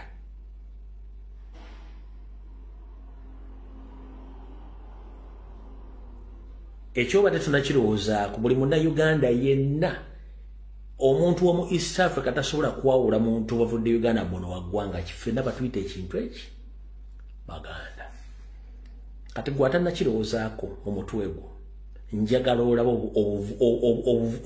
obutwa Museveni bwatusigidde mu Africa tuli amawanga 5 plus ne bamanye eggwanga eri awo ne Waganda ne bogende Sudan tebasobola kwawula nti ono musogo bawono mutolo omunya wote wanaitwa Waganda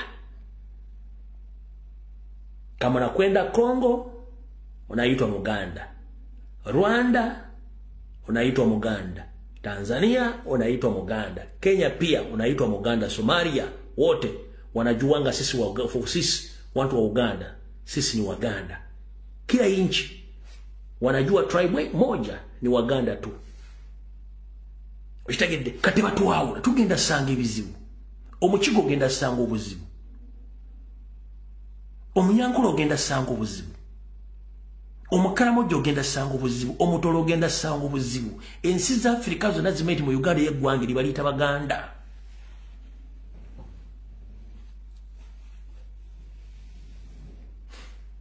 era we yagenda mu lukumu bwe yagenda okutandika olutalo Koni bayogeranga Luganda n'amanya balina Baganda ne basala abantu b'engulu kati muche mwadete mwagala lwaki nze mu campaign ey'omwaka guno Mukama nyambe nenfunamu ekintu kimu mu recording akatambika mu campaign y'omwaka guno Mukama nyambe nenfunamu ekintu kimu kyekiriwa Robert Kyagulanyi Ssentamu okujjawo omuziziko ogwateekebwawo abatusooka ogw'okwawulamu Bannayuganda n'okuloozesa nti Abaganda be balabe b'Abannayuganda basigadde ogwo omuziziko Kyagulanyi yaguggyeewo so gwe wenna yakoze vidiyo ng'ovumirira Kyagulanyi wabadde okolera Museveni wadde tokolerera Uganda wadde tokolerera kwegatta kwa Uganda nkikuddamu olwalyo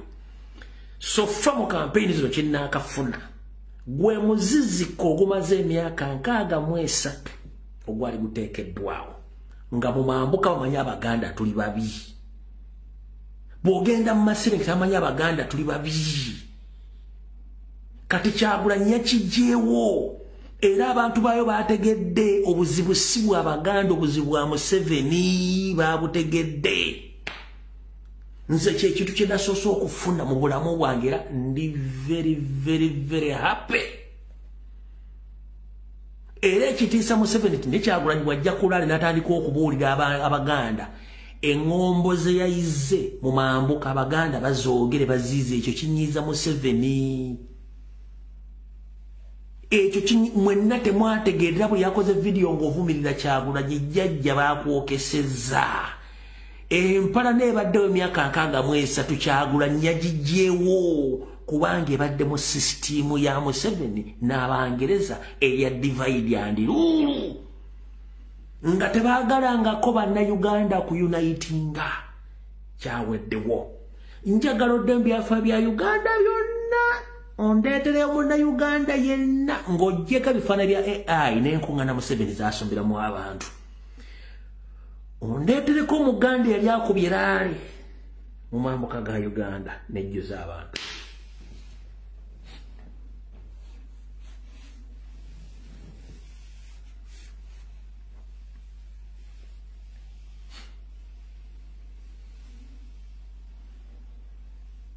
njagala ondeetere ng'oggyeko ebifaananyi bya Museveni bya AI ate naye enkuŋŋaana tazifuna basomba bantu ne beeditinga ebifaananyi ne balyoka balaga nti alina abantu tabangako n'abantu.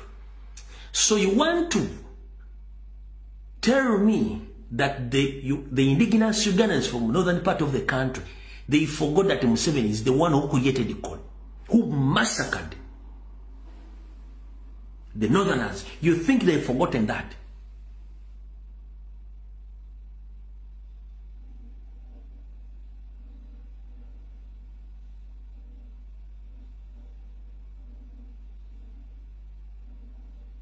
Koza bakirabidde gwomanyi nti abasajja kye gye bategeere nti n'aba basalanga boogera Oluganda baali Banyarwanda.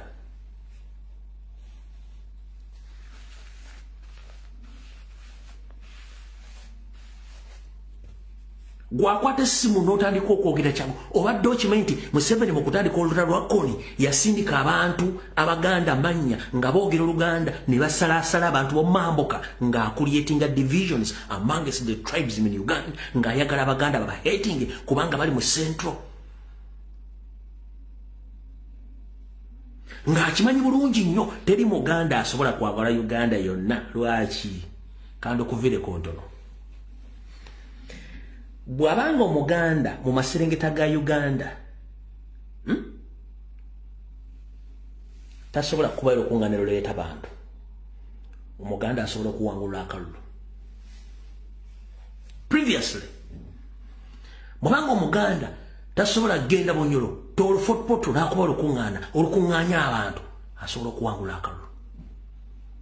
Tugenze Mambuka bobanga tosobola kuŋŋaanya abantu bawera 2,000 osobola okuwangula akalulu. Bwoba tosobola genda mu Eastern Mbakalamoja Wamba Soga Mbale n'okuŋŋaanya abantu osobola okuwangula akalulu. Akalulu badde ogenda kawangula eruddawo. Kyovula nti ye abadde yakola etteeka lye nti yaddira Abaganda n'abateekako ekinyiga n'abafuula abakyamu mu Uganda yonna n'abafuula abakyamu nga ye alina stronghold ye ey'omu West ewala mu East ne wa ng'agattako bugasi wano mu Buganda ngaga nti wano wo at least Abaganda balinawo ku maanyi. Kati for the first time mu history wa Uganda Kyagulanyi gyonna emizizika agiggyewo ki kyoyagala? Era nababuuzizza mu kwawukana kw'amawanga amala n'Abaganda ani afuna? Museveni afunamu atya? Bwe mba temukwatagana ye Museveni waakolera era ajjanga mediator omugasi wakati awo. Nkikonyonyere mu nkola ya leero kitegeere kankikonyonyo. Omwana gwe Nakivubo naba exposinga before last year ne kyebagenda okukolako ne bagamba bagenda guwa habo ne bagumuwa n'aguzimbako amazzi bwe gatusooka ono n'emmaali y'abantu gaanonye emmaali y'abantu kati begoona emmaali y'abantu mu kifo ky'abannannyini bizimbe wa Hamu okujja okutegeeza abantu bane mu nsonyi wengenda basasula kati ate Museveni ye yeefudde mediator mu kintu kino kati yajjanga rescue azize sindise bannabbanja mugende mukole survey ensi mali bafiridwa yenkanetya tulawo batusobola okubafunda yakasente olwo ye aba asikowalinga mu kintu kye mweno musigala muyomba yengajja ng'omununuzi kye mutasobola kutegeera fuwano kye tubasingako wano ku LBS kubasomesa nsonga zino muzitegeere Kyagulanyi kye yamenyeewo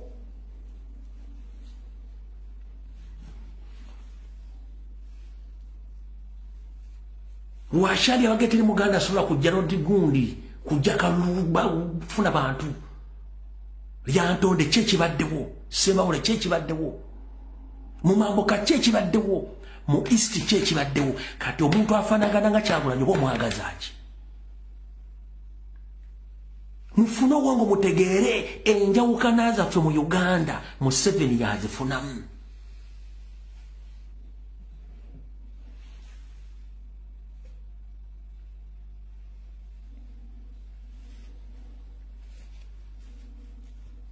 atengo omwala gugwe yaguwayo yagugula kanata amazzi gabamaze okwona ebintu byammwe ate go musaba kati mwe mulwana lukwagalwana n'abasuubuzi balwana ne Hamu ye n'alyoka ajja n'asindika Nabbanja gende bagambe nja kubawa ssente asigadde nannyini mwala abasasudde ssente zammwe zanaabawadde wanaabayagadde kati era Museveni yabeewo yatuwadde ssente ye nannyini mwala yagutwala ekyo kyabadde azannya ebbanga lyonna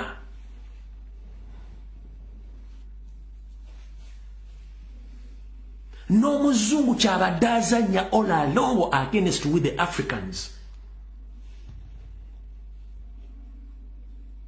n'omuzungu kyabadde akuzannya ebbanga lyonna divide and rule them.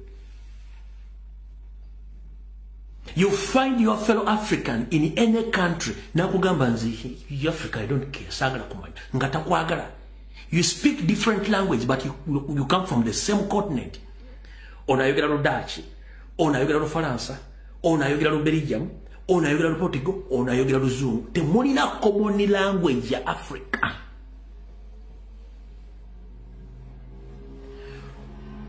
osango muddugavu same color from the same continent but different countries nga temuina unification language kubanga yakikola bawulemu gomanyiwe ekirimu okusanga omuddugavu nga temusobola kwogera omanyiwe ekirimu okusanga muddugavu muno nga mutesobola gatta mboozi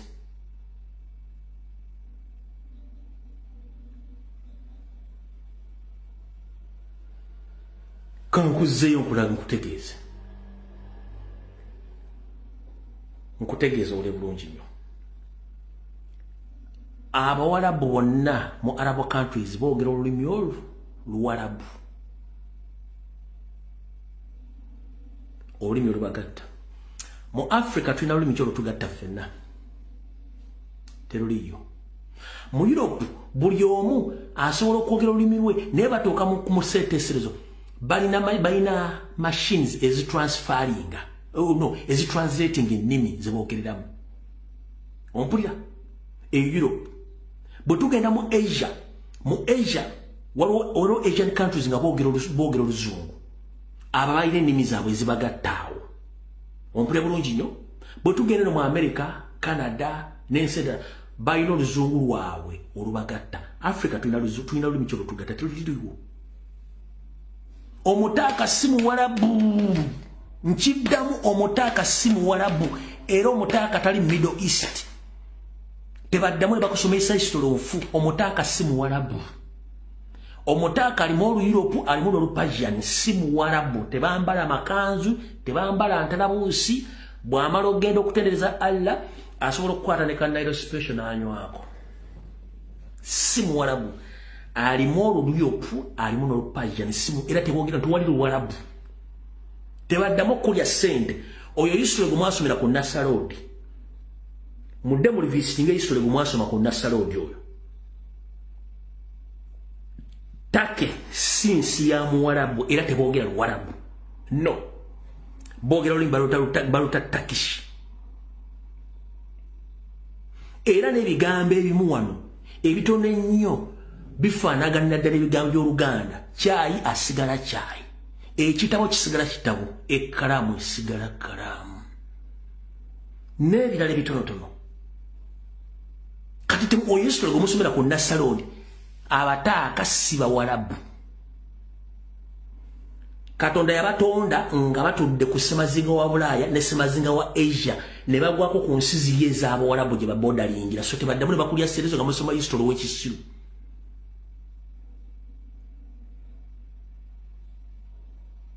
balimu Olu-European balimu Olu-Persians so si Bawarabu era tebogera Lu-Persians bogera Lutaaka lwabwe lwokka tebambala makanzu tebambala ntalabuusi nowhere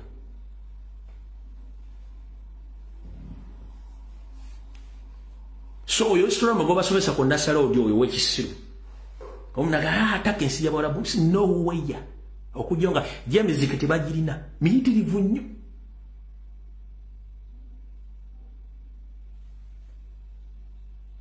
bayina emizikiti era manyi kwadde mu Middle East taka esinga emiziki manyi roga taka ezimba sikikola nkosa bwe kuchetegeza bulungi taka ezikumbaza esinga emizikiti mu kituyita mu bwekimuyita Arabu continent teketeke ezuba esinga bano basiramu nomo Muslims abataka ba nomo Muslims abasomukazi ogwo era divorce bagigaba era bwojja mu nsi yabwe Julie Summer time oyinza okoza oli mbazungu babula katuno okutambula obuswa gosanga nga yebikkiriddemu akakaaya obo bali abedda bali ab'ennono ziri eza Ottoman Empire tebabulamu abo era ojja tukano nga laba esiri obukaayakaaya bwe buti si bangi nnyo abakadde kadde bano basire kuli basire boy bali mu birala nnyo bw'otuuka oyinza okwatuka oba oli mu ssama ate bambala nga ebaagala tibaagala kumanya kyovola Abawarabu baveera ewaabwe baba baagala kunywamu ku kintu kidogo balinnya ne bajja wano bwe baagala kukola byebaagala ebibalemesebwa balinnya ne bajja wano kyoba omanya so tebaddamu okuzanyisa eyo Islam w'ekisiru mbu abataaka Abawarabu no bano balimu Olu-European lulimu ndooza 40% 60% balimu Olu-Persians ne history mujja musoma kubanza kyenkuwa siye final information sikuwa final information ojja kula research osanga information era nenga kyenjagadde ogga kyoboddamu these are not Arabs njagadde kibasomesa olwaleero bano si Bawarabu no nkugambye 40% balimu Olu-European 60% olwokuba nti ensi yabwe ekwataga ku Asia era etudde ku continent bbiri yensi yokka mu nsi yo netula ku continents bbiri Europe ne Asia weyesangira ngegudde ku Georgia egudde ku Russia egudde ku Palestine egudde ku Syria naawo negwa ne ku Iraq awo izi ensi zegwako zebodalinga na keno wansi so tebaddamu kubuzaabuza okitegedde bulungi nnyo so njala mutegere ebintu bino mukitegedde bulungi olwaleero kati video ndoza ne bwenjikomya wano mukaba 13 tujja sinkano na corona mukitegedde bulungi nnyo bimuwulidde mubijje kunze ebisigadde oluwadde bokora research ku bintu byenkugambye olwaleero bitegere bulungi information gyenkuwa si yenkomeredde ku buli kyenkugamba oluwadde bokora research nofuna information endala mukama abankumire tusabe nyo president tumusabire ngencha ayingira amaserengeta ga Uganda bakomere information yebade mu kigura mu kaloozo kalero mu gitwale nti nkulu nnyo n'ebirala nabwe mu Uganda woli gwe buli ekibiriti okole ki osirike bomala kufuna t-shirt ya NRM mu giteeka wano osirike olide bulungi nnyo nja kusomesa mwagala nnyo basomesa ku t-shirt sijja kibasomesa kati gwe funa t-shirt osirike ofuna ekibityo amasanyazi gavaava ke Uganda okifune ebisigadde am less concerned ezo tactics zange bbiri mukaba nkumira ne video wedde tujja kusikana nakola Mweraba.